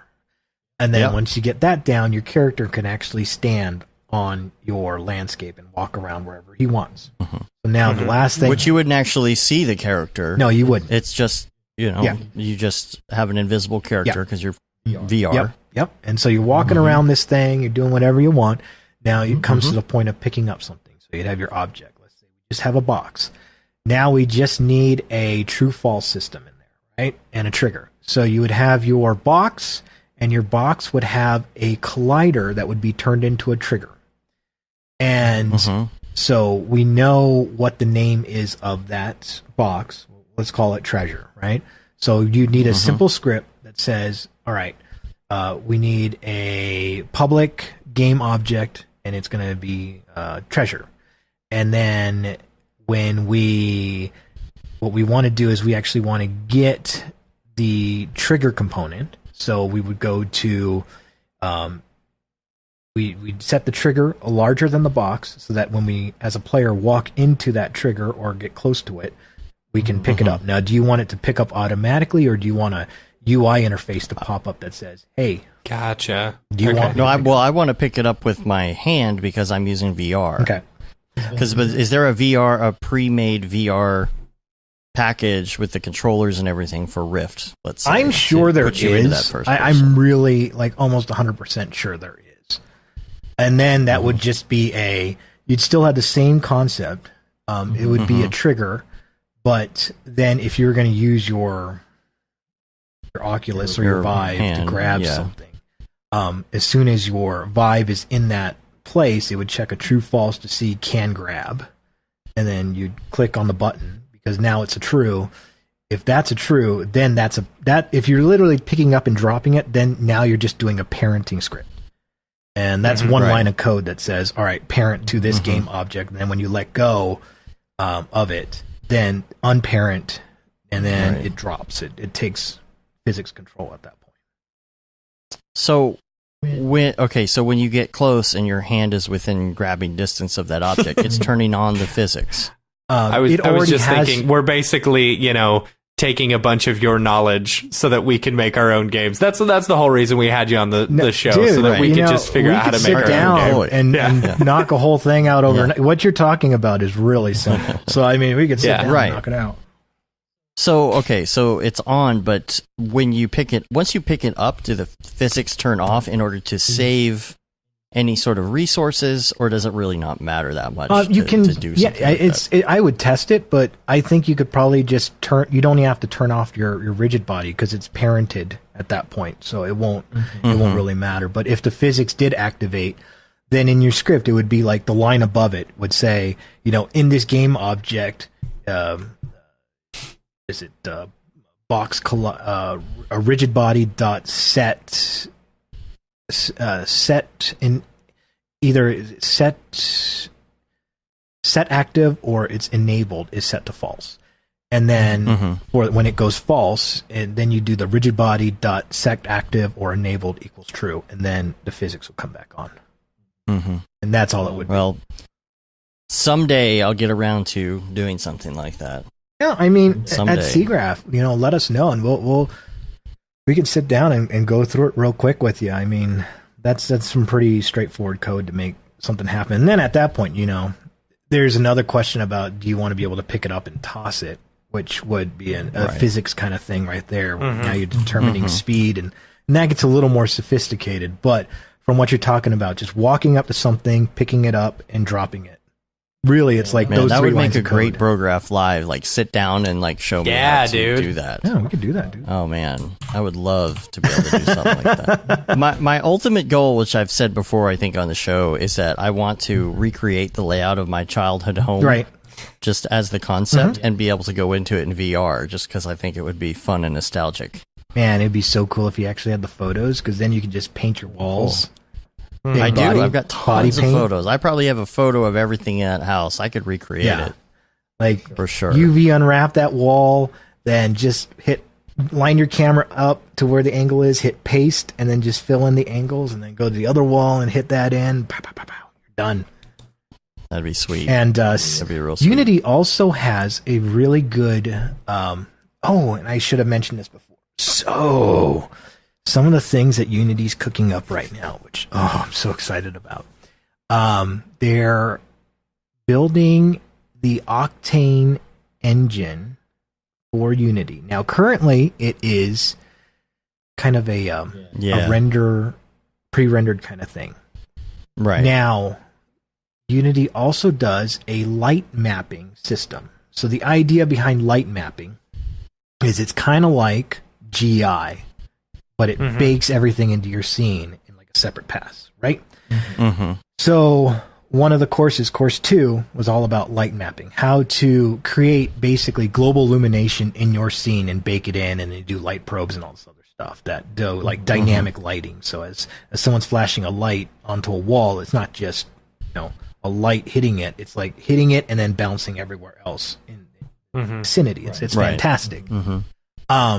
But it's always been CPU based, and it's slow. It is dog slow. It's horrible. Now, I think in Unity 28.3, possibly, holding my fingers crossed, the light mapping engine is going GPU based. And the speeds that they showed were ridiculous. It basically went from like an hour render to like half a minute. It was fantastic. Like, just, it's stunning. So you're going to get that rendered Cinema 4D environmental, light bouncing, baking onto walls look in Unity now, running at game time. And it's just fantastic. It's so beautiful, dude. So exciting. And have you guys ever heard of the light map baking and what a light probe is and how it works? I've heard of it, but I don't know anything about how it works. It's really cool. I'll just entertain you for a second on this. Okay. So, of course, game engine run in real time. So, if it takes the game engine a minute to render one of your frames because it's got so much stuff, it takes a minute or it crashes. And that's why you get low frame rates. So you want to keep your frame rates high. So one of the things it doesn't do very well is computate real-time GI. That's a heavy and intensive process. But what it can do is it can bake GI into your geometry. So let's say we build a whole bunch of stuff in Cinema 4D. We drop it in, and it's properly UV mapped. It's properly materialed and textured and everything. And we got a light bulb, a couple lights in the scene, et cetera, et cetera. We hit the light mapping, and it stops for a second and calculates all the GI in our scene and makes it beautiful. And it uses like GI terms, like samples and things like that. So you would be totally comfortable in this world because you would understand it. Okay. Then it bakes out the entire scene. But that's not a dynamic lighting solution, because let's say you were to take that light and drag it through a scene, it would say, whoa, we can't do that. That's impossible because we've already baked this information out. So if you were to move a light source, your light would still be baked into the scene, but you just move the light source over here, or it'd have to recalculate. So what they did was they created this thing called a light probe. And a light probe is kind of like a grid. You can create as many lights probes as you want and set them all throughout a scene area. And let's say you bring a source with emission into that area. It's going to look at the closest probe to that light source, and it's going to start splashing light out. The more probes you have, the more accurate it is. So then you can actually take a real-time light and drag it through a scene, and because it's looking at the probe and the data points all between, it's adjusting real-time lighting based on it. So you ignore the actual real-time light, so you ignore everything prior to that light moving through your scene. Now you only have one moving light, and that is significantly faster for your GPU.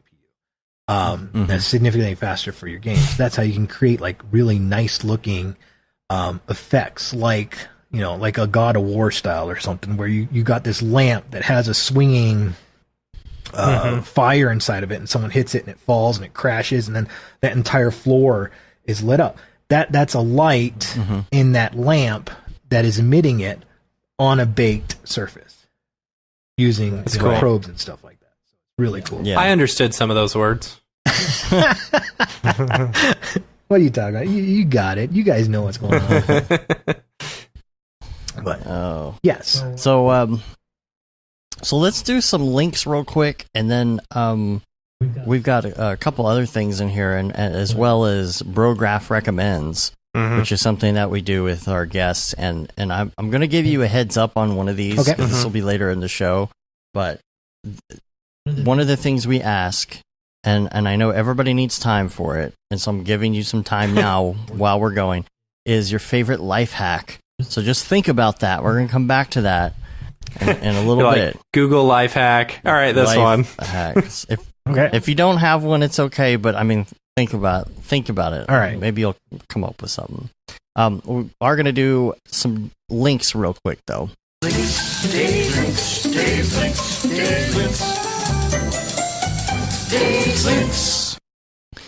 So we'll just get through these real fast. These are just some random things that are going to be in the show notes. Happened to come across this How Are Characters Animated at Pixar thing. It's an old Toy Story behind the scenes video, and you just see like the technology they were using back then, and it's pretty ridiculous. And also the whole there's a documentary on Pixar and like how they started and stuff like that. Like so good. I recommend Netflix, any 3D animator watching it. Is it on Netflix? I think that's where I first Maybe saw it's it, called if I'm like not mistaken. Finding Pixar or something like that. Pixar Story or something. Yeah. And it looks like the Toy Story logo, I think. Pixar Story, I think. Yeah. But also, there's another link for this. There's a Kickstarter going around for this holographic display where you can put 3D stuff in this kind of box-looking thing, and it's a holographic display. I'll post a link to that. Also wanted to mention you should check out the MDC Meetup number 3 that I believe is happening sometime next year. The event was posted on Facebook, and I've seen a lot of people clicking on interested in going, and I think it's in London. And so I think Liam, Mitch Myers, some other people that we know have clicked that they're interested in going to that. So maybe it's something to think about. We could all go to London next year at some point and go to this thing.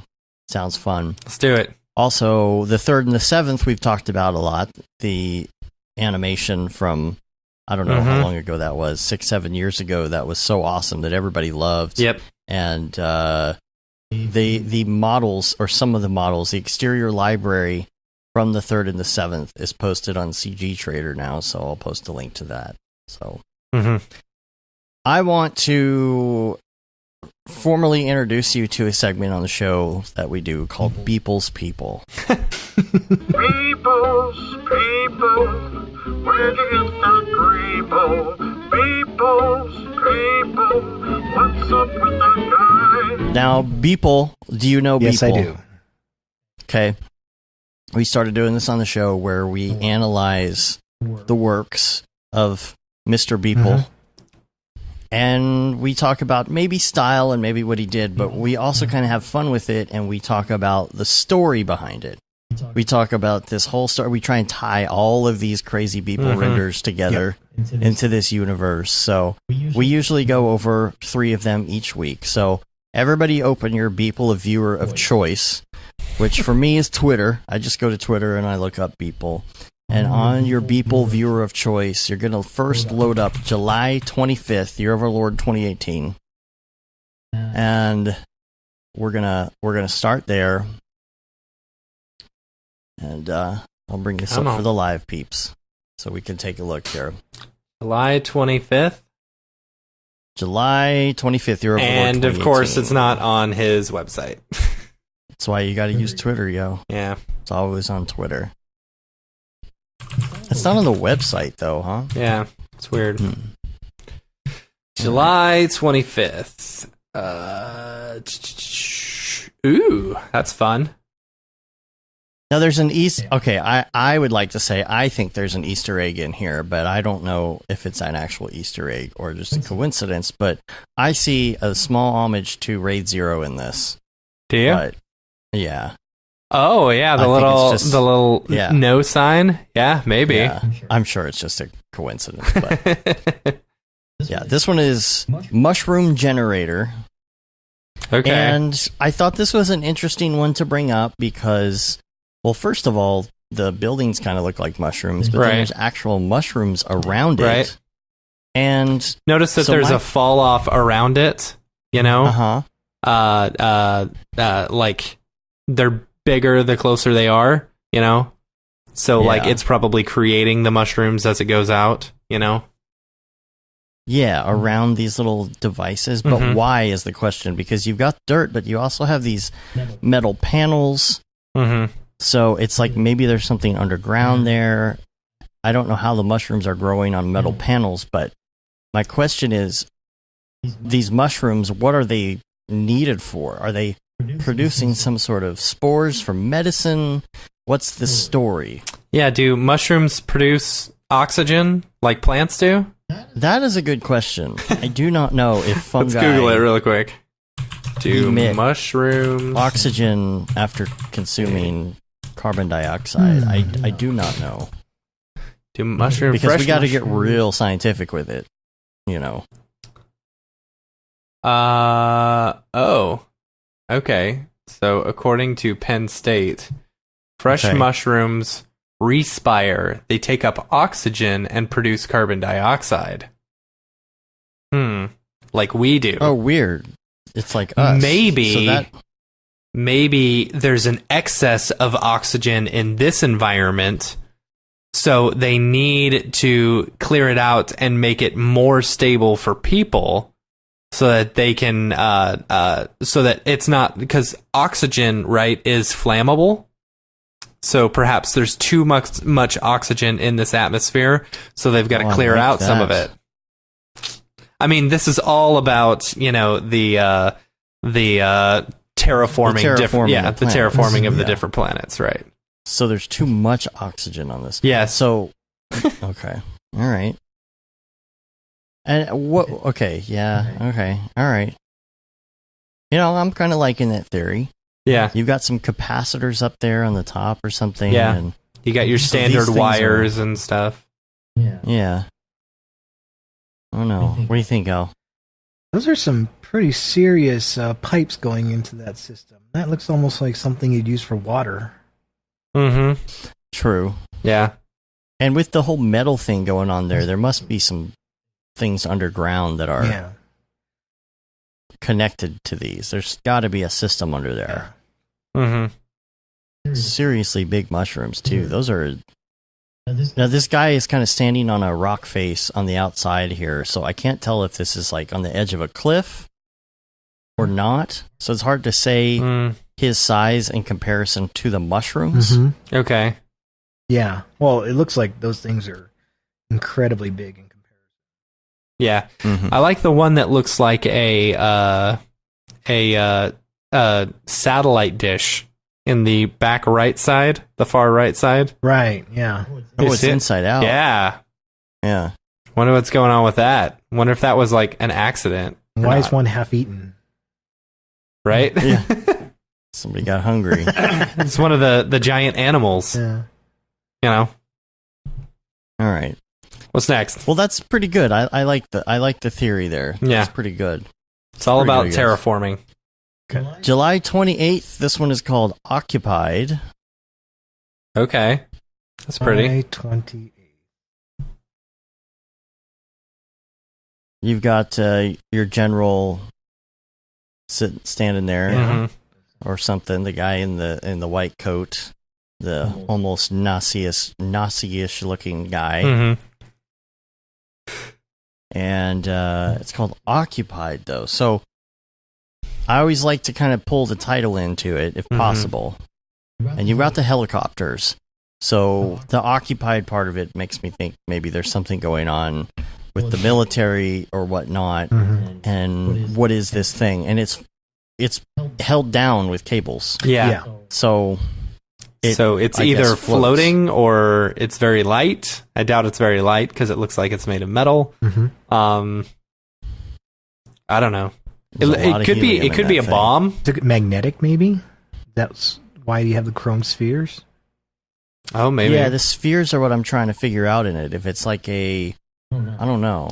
See, they kind of look like those could be like telescope type things, you know? Like almost like they're looking out different areas around, looking for bad guys. There's that's what it is. Pedro says it's a massive CCTV. Like Yeah. Cameras. Yeah. So then you've got the helicopters out there hunting down the people who come into their area because they've occupied the area. Mm-hmm. Yeah. Or the planet, for that matter. Or the planet. Yeah. Perhaps there's multiple ones of these all the way around, and they work like satellite dishes. You know, or like a GPS type thing. Yeah. Yeah, where they all kind of. Yeah, I like that. Yeah. Any other theories? Could it be? Nope. I think we nailed it. Like exploratory almost, where let's say Probe. you were to land somewhere in the location. Now you can see in all directions and see everything and safe and what isn't. So to just be dropped in to be like an initial viewer. 360-degree camera Oh yeah. for the world. Yeah. It's just so high resolution that it has to be that big. Yeah. It's like 42 billion K. Right. Yeah. It can see around the horizon. I mean, the Earth's flat anyway, right? So Right. All right, what you got? What's All right, next? next one, the last one we're going to do. This is called Neon Alloy. This is July 29th. This one's pretty. I like This it. was yesterday. I like it. I love the red. This, yeah, and this, the word alloy, Mm-hmm. I'm thinking that they're schmelting something down there, Right, of course. which is why it's that color, Right. alloy. I wonder if they're like, if this one they're actually taking, like, if they're, instead of terraforming this one, they're stripping it of its resources. Yeah. You know? So they've cut down into the core of this planet Yeah. to get the hot liquid magma Right. in the schmelting. I'm using a lot of Austin Right, I got Powers you. references. I'm right there And, with you, dude. It could be gold. Yeah. Yeah. I like. I don't know. It's called Gold. neon alloy. What are all the Notice alloys? There are cell phone towers in here. There's 2 cell phone towers, so that's pretty interesting, actually. Mm-hmm. Because we haven't seen any cell phone towers in the other ones. So I mean, this could be Earth for all we know. Oh, okay. So an alloy is a metal made by combining 2 or more metallic elements. It's So- funny because people's probably listening like, I don't know what that Yeah. is. They just So called like it that. nickel or bronze or zinc. Okay. Yeah. So you're combining those things. Yes. So maybe Would be a maybe neon. this path Oh, is man. actually So, a hold canal that joins the liquid version of both of those together in Well, the planet. Here's what's weird. So neon is a Okay. gas, right? So you would need to Sorry, I got to read Pedro's comment. All right, go ahead. There's a cluster of Founders Edition 1080 Ti's at the bottom of the trench. Hence the temperature. It's a good one. Where's the bell? Where's your bell? And Right there there. you go. I'm Very glad you nice. found that. Okay, good. That's funny. No, I was Nice. gonna say, because I don't know, neon is probably reference to the color versus like the actual Right. element of neon. I was gonna say maybe he is Oh. maybe they are creating some sort of like combining 2 gaseous elements together to form one gaseous alloy. I don't know. I like the and you thought need that the maybe core there's of melted the earth. versions of both, and they're combining them down in the trench. Yeah, And yeah. just letting the heat of the earth combine the alloys, because that's gonna mix them the best. Yeah, totally. I like the. I don't know. I'm gonna go with the 1080 Ti's. Yeah, Yeah, right. I think that's good. The cell towers, though, really get me. It's like, why are there 2 cell towers so close to each other? First of all, you think maybe it's because they have like Sprint and AT&T? Well, you got military hangars too. Yeah, Yeah. but look, you And, got some more of these boxes. You know, the transport boxes, like the Yeah, Amazon and shipping the shipping containers. container. Yeah, Mm-hmm. The crane, not a very big crane. yeah, You got the dump truck too. Are they dumping stuff into there? maybe. That's a possibility. But if you look on the outside, if you look behind that cell tower back there, it's very rocky, almost like it's the moon or something. Yeah. Oh, that It could be a metal planet. It could or be a metal ice. Asteroid. It could be ice, and so maybe this is like, creating heat for the rest of the planet. Oh, the geothermal energy. Yeah. Of course, the whole alloy thing has to fall into play. Right. So it's got to be some sort of metals. Dealing with metals. Anything else? I think that's it. All right, then. All right. That was fun. All right. So, I want to go to email social real quick. Oh, speaking of Pedro. Pedro has a question here, topic idea. When you start working on a project, do you tend to adapt your ideas to what you can do at a technical level? Or do you not restrain your imagination, try to push your technical boundaries during production? On a similar note, do you prefer to learn a lot of new things technically and then apply them if relevant to your project, or you prefer to go with whatever the idea is and then watch a ton of tutorials on how to produce it? No, that's a good question. Like, because some people could be like really scared of, like trying something new, and they'll probably try and rein back the client because it's like, well, I don't know if and you could be David Ariev and just, or you could be David Ariev and be like, man. Screw it, let's melt some people. I don't know how to do it, but let's figure it out. Right. I know. Here's the thing: if I have absolutely no clue how to do it, I'll probably try and rein them in. But if I remember a tutorial, or if I know someone who knows how to do it, or if you have time for a little R&D, or if I've got time for a little R&D, if it's something that's like, okay, I know I can pull that off in X particles, I just don't know how, I'd probably go for it. But if I don't even know, comes to you with something you've never done before. No, but I would say like, if it's something that like, if I wouldn't even know where to begin on what plugin, but if I know what plugin to use, I'll let my imagination go wild. If it's like, I know X particles, and I know I'm going to need to use X particles, so I'm sure I can get there. Yeah. But if it's like, I've got to learn all of Houdini in order to do this, then it's like, right. Yeah. I'll hire Houdini Mark. I don't know. Right. Something like that. What would you do, Al? Would you and apply it to video games? Yeah, seriously. I was just thinking about that, and boy,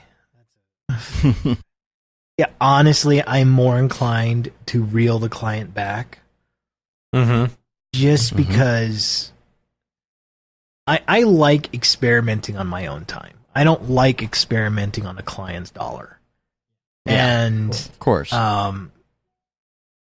it's just of course you always need to have that network of people who you can rely on, you can reach out to. When it comes to coding, I always ask John everything. I don't even bother trying to answer the question often. I just like, hey, help me out.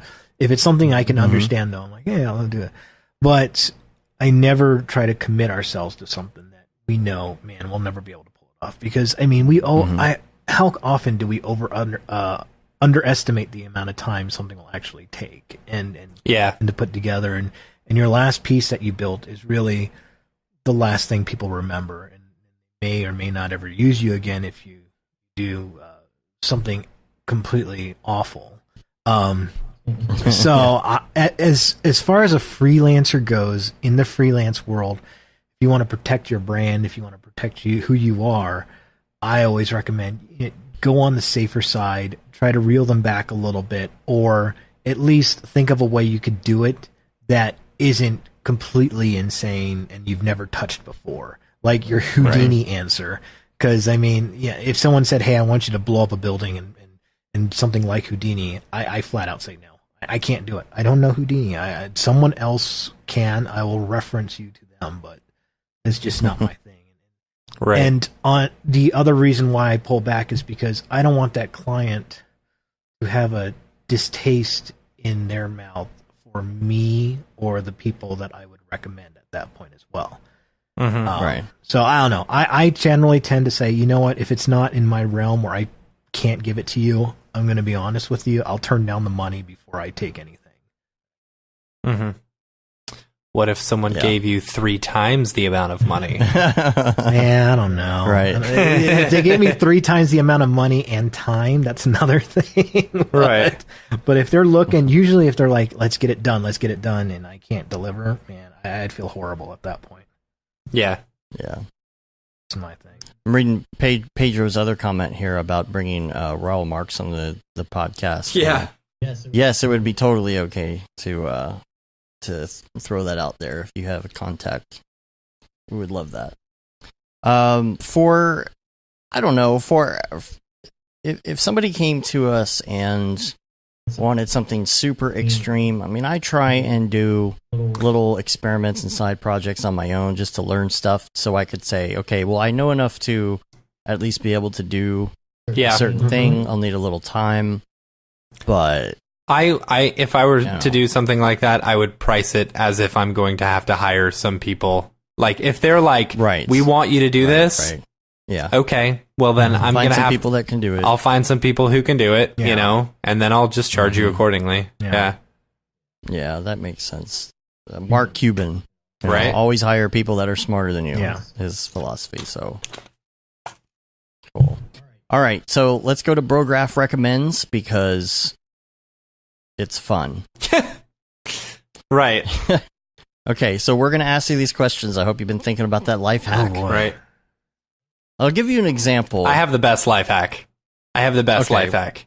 Have you said it before? Yeah, last week, remember? Okay. Oh, which one? I don't remember. Al, do you have kids? Yes. 2. Okay, and do you take their, like, how tall they are? They're growing up? Oh, yeah. Right? Well, what happens if you move? You can't bring that with you, right? Right. So you get a tape measure, and you use the tape measure the whole time. So you automatically know how big they are, and you can take that tape measure with you. Right. This is why they have height charts for your kids. You just in put the on height wall. charts. I mean, it's like, that seems a bit easier to me, but, Right. you know. Oh. So, Anyway. I think Mitch Meyer's life hack was turn your toaster Sideways. on its side to make some bomb-ass grilled cheese. Yeah. I was making like grilled that. cheese yesterday, and I was, as I was making it, I go, bomb-ass grilled cheese to myself. Bomb-ass grilled cheese. Yeah, there you go. All right, so we'll start with the other questions first. The easy ones. The easy ones. Number 1, we want to know what your favorite movie is. Right now, I think it would be. Oh God, what's that Christopher Nolan movie? Oh my God, it's escaping me with Matthew McConaughey in space. Interstellar. Interstellar. Yes. Oh, It man. is a great movie. I saw that movie for the first time maybe like 6 months ago, Yeah. and like was so impressed. Yeah. Yeah. Here's the thing. Dude, the I part know when they some go on the people don't water like how it planet ends, and then but- they go back. Oh, man. Oh, that hit me hard. Yeah. What hit me hard was when he has to leave his daughter and she doesn't want to say goodbye to him. Yeah. Oh, my God, dude. Yeah, I cry every time I have a daughter. So. You know, it's just I love the movie because it there's like 4 individual movies tied together. Like you could literally put chapter marks into every section of it. All makes sense in the end. Mm-hmm. Just there, then the music, the score is so intense. Oh, it I know. It just captures you. It's fantastic. Well, that scene with his daughter has this music, and that's what makes it just that much more emotional. It's like, holy crap. Every time. What about music? What's your favorite music? Angels and Airwaves. What That kind of wasn't music even is a that? hesitation. That's No. nice. Right. It's like my favorite band. What kind of music is It's that? early 2010 rock kind of stuff with a lot of synths and stuff Oh, like Tom that. DeLonge. Yeah, it's like my favorite band. Do you listen to something different when you work as opposed to every day, or is it kind of the same? Or do you Honestly, have work I don't music that listen gets to going? music when I work. I do Twitch a lot. I put on a Twitch Okay. stream. Okay. Yeah. And I think it's Interesting. a psychological thing because, you know, when you work at home, there's no one to talk to. And some people Yeah. always say they get stir crazy. Like, I can't do it because, you know, there's no communication, there's no nothing. But if you put on a Twitch stream, you can hear someone talking all the time. And if you want to comment, you type on in. And it's like you're not alone in the room for 8 hours, 10 hours working on something. And Oh, I'm fine with that because I don't like people. Right. That's why I've got Slack. yeah. Yeah, there you go. Slack, Skype, Twitch. Mm-hmm. Yeah. You ever watch Dead Mouse on Twitch? I don't. Should I? He's kind of Is funny. it Plays good? a lot of video games. Yeah. Yeah, it's fun. Yeah, it's pretty Yeah. good. Is he any good? Plays a lot of PUBG. It's like all he plays. Really?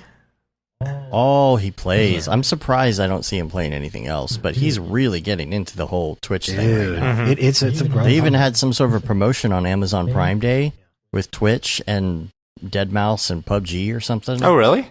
Yeah. Did you guys do the Dr. Disrespect stuff? No. I was about to say that looks like something that is made out of Octane right there. What was that? Are you talking about the video that just came out? No, it's his intro to his stream. Oh, Like all I these didn't see neon that. lights and stuff like that on there. I mean, there's no Maybe like that was crazy something- flashy movement. It's just it looks very GPU based.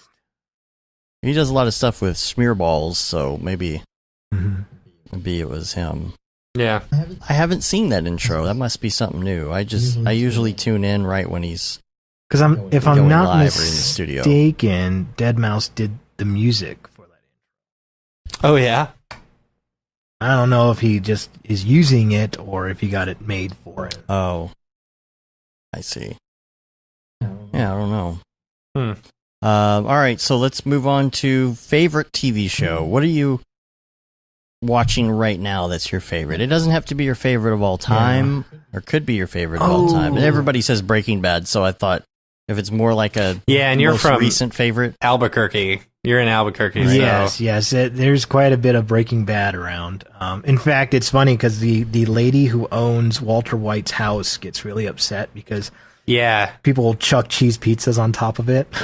Yeah, Oh she's my building a gosh. fence around it. Like, I heard they were building a fence around the house Yeah. so that people couldn't come up. Yeah, it's bad. You know that cheese pizza on the roof was an accident, right? It was? It was literally like he threw it and it just landed up there by accident, and they were like, "Well, we're done with this take. That's perfect." Oh, that is awesome. What my favorite TV show? You know, my favorite one that I actually saw recently on stream is Death Note, the actual anime. Okay. Have you seen it yet? hmm Mm-mm. Have you heard about it?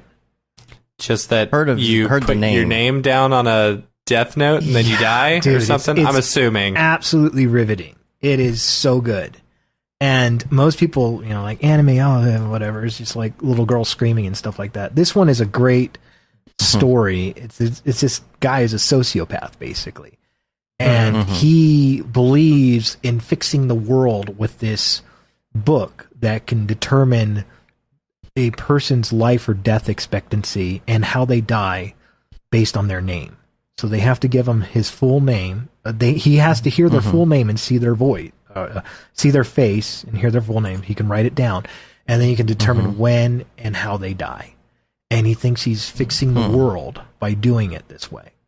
And All right. there is a investigator, supposedly named L, who's like the greatest investigator ever, who is trying to find this guy whose only clues are the way he kills people. And it's just fantastic to watch the whole spiral of how it goes down.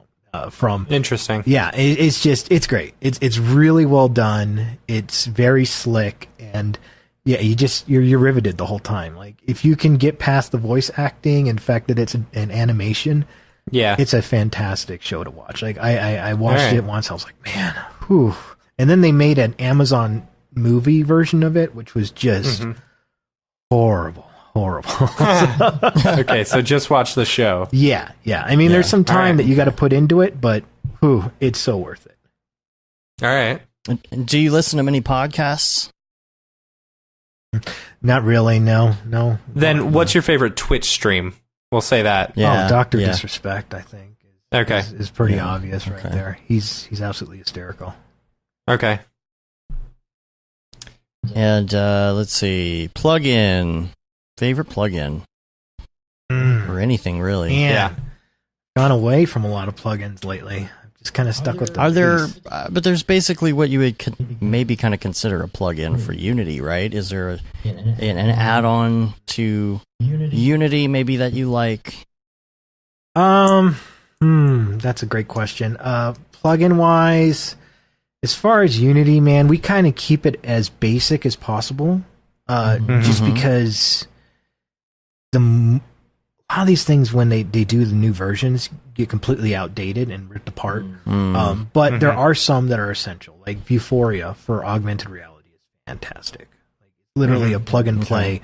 I did that for my business card as a joke, and basically, you plug in this Vuforia system, and it takes your main camera, hides it, and then now your main camera is your USB or your cell phone, and you aim it, and then it also has this thing called a view mark or a marker, and it could tell what the image is, and if it sees that marker, it generates its XYZ coordinate on top of that. And so I had this business card that I made that I'm like, all right, well, if you look at my business card, now you see the card and it opens up and it goes way down in the ground and my logo pops up, and then you can helicopter start flying around it. I mean, really, it's such a simple plugin that you just drop in and you can do something pretty sophisticated like that.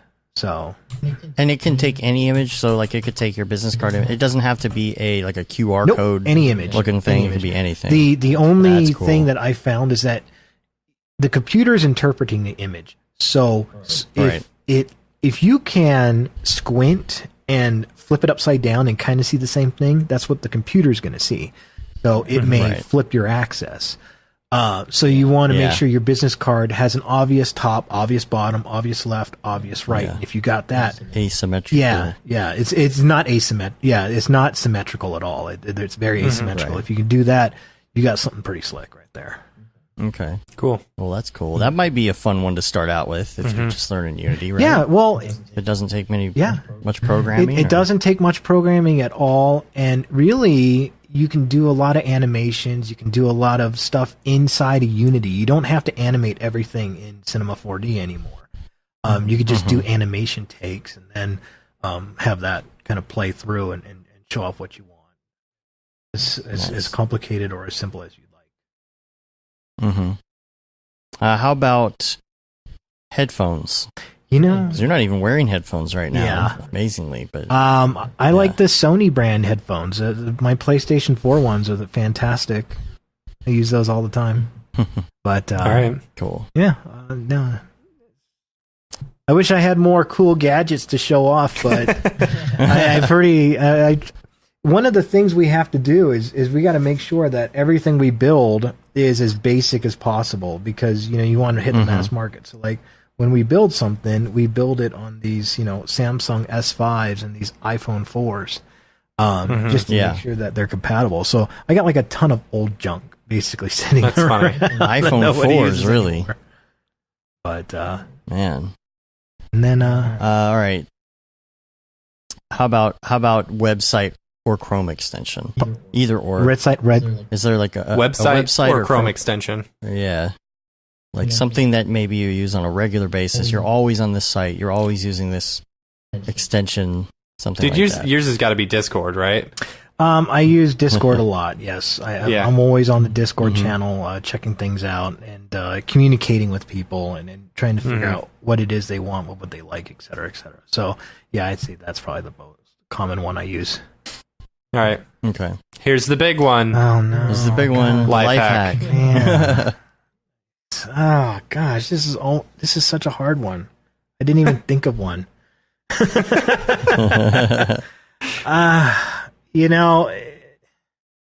As far as, is there anything you do on a regular basis that is just you have a great little shortcut for? If it's work, if it's life, if as far as like just life in general, when it comes to getting stuff done, getting work, getting paid, the worst thing you could ever do is do it when it's due. As soon as the work comes in, just knock it out. Then the opposite of Noseman. Yeah, I do not wait at all. As soon as a job comes in, I start grinding on it immediately, and I do it so I could spend as much time as I can with my kids and my family. I want to be able to have my nights off to put them to bed. The longer I wait, the more I hit those crunch times, and I I feel like a crappy parent, honestly, or a crappy husband. Yeah. That's Yeah. like my number one thing. Is just don't wait. Get it done. Get it started. Okay. Cool. All right. It's pretty good.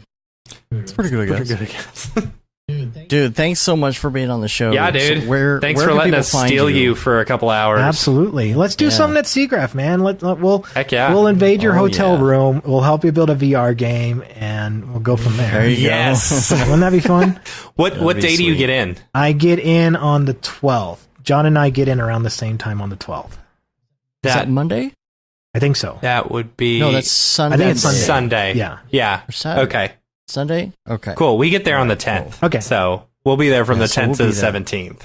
Okay. So, by the way, we didn't talk too much about the lineup, but I love when we get the lineup for one of these events because there's usually a bunch of people we know, Mm-hmm. which is great. It's like, oh, I can't wait to see those people. But then there's a bunch of people we don't know. We don't know. Yeah. We haven't met, and you look at these people and you say, every single one of these people is going to be our friend in the next 2 weeks. Meet all your new friends. Meet all because your that's new exactly friends. what happens.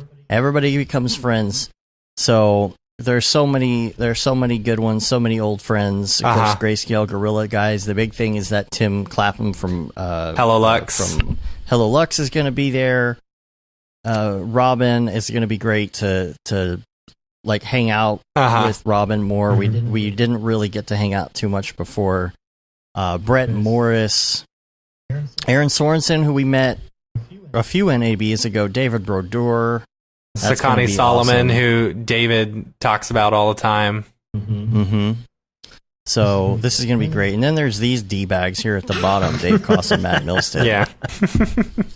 Hmm. Yeah. Well, yeah. So we can't wait to see everybody. If you're going to be there, come hang out, Mhm. come chat. Let's have a good time. Let's all have some fun. And I can't wait. It's not going to be long. What's today's date? 30th. 30th. Yes. Yeah. We got like So- 11 days 11 till we days. leave. Oh, so much. Yes. It Yes. starts in 14 days, 21 hours. That's when we hit go on the live stream. Yep. So, Cool. man, yeah. All right. Well, we're going to get out of here. You can rate us on iTunes, leave a review. You can also subscribe to our newsletter and subscribe to our podcast on your podcatcher of choice. It helps get our ratings up. You can say you've been there, done that, got the t-shirt with the No Brograph, No Mograph tee, the Gate and D. Simone limited edition shirt, the Paul Babb, Feel the Babb 2020 shirt. All the profits from that go to Doctors Without Borders. And then the Render Things shirt and hoodie, which are really popular. We will have some Render Things and Brograph shirts that we just ordered that we may be giving out if you're lucky at SIGGRAPH. Mm-hmm. We just, how many did we order? Like 12. 12, I guess like 12 shirts. We already had some, I think. So Yeah. we're going to do that. And if you want one now, if you want to buy one and make sure you have one for sure that you can wear to SIGGRAPH or half res, just check out Brograph.com. You can also see the plugins that we offer there, the podcasts, the other Mography stuff, and also on Amazon. If you want to get the shirts on Amazon, just do a search on there for Brograph. Yep. We're on Facebook, Twitter, Twitch, Instagram, and of course YouTube, Brograph.com, and that's it. Yep. Let's do it. That's it. Let's get out of here. Oh, hey guys, real quick. Mm-hmm. I just wanted to say, thank you so much for having me on here. And I remember 3 years ago, 3 years ago, jumping on the internet, and I remember watching these tutorials by these two guys, and I'm like, man, this is going to be good. I like what I see. It was right Grayscale here. Gorilla, huh?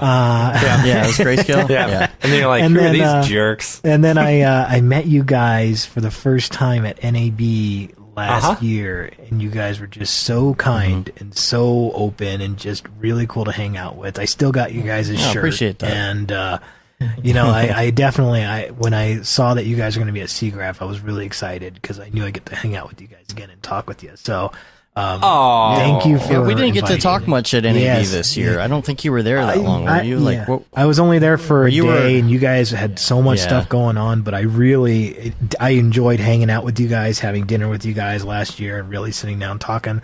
I enjoyed, crushing Matt at skee ball. Oh, yeah. That was really a lot of fun. Just destroying them the entire night.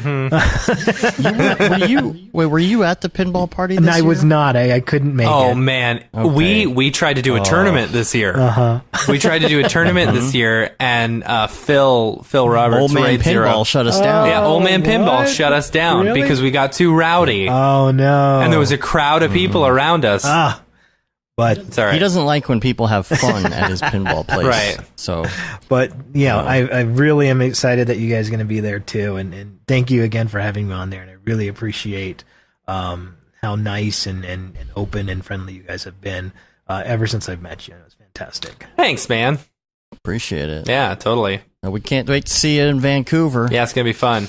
Excellent. So, cool. Well, we're going to get out of here. All right. Until next week, I'm Dave. Now, Matt. I'm Al. Have a good one. Later, bros. See ya.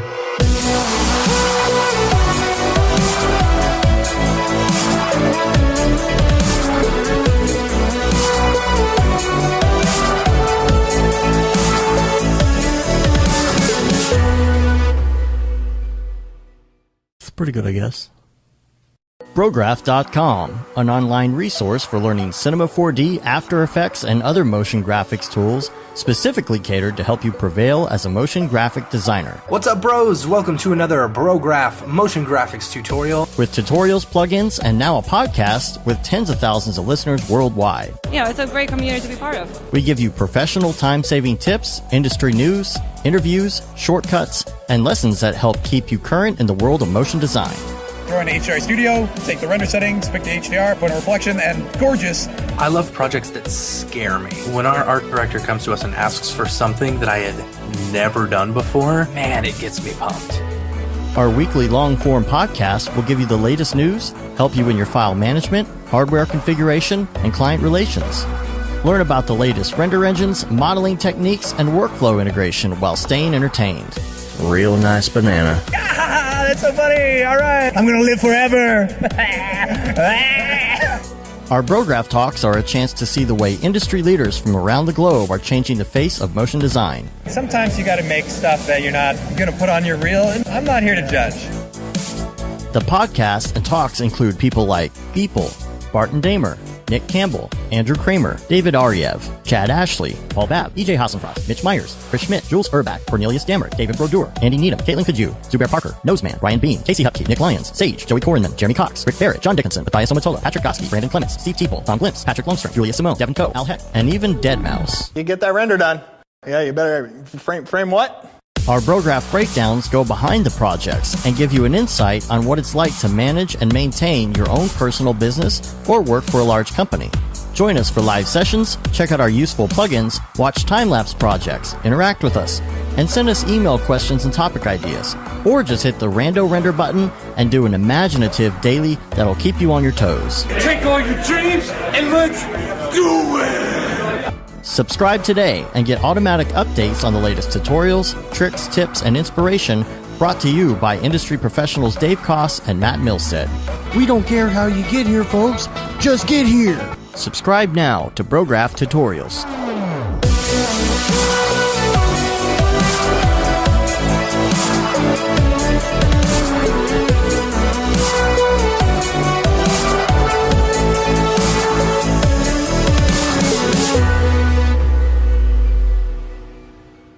It's pretty good, I guess.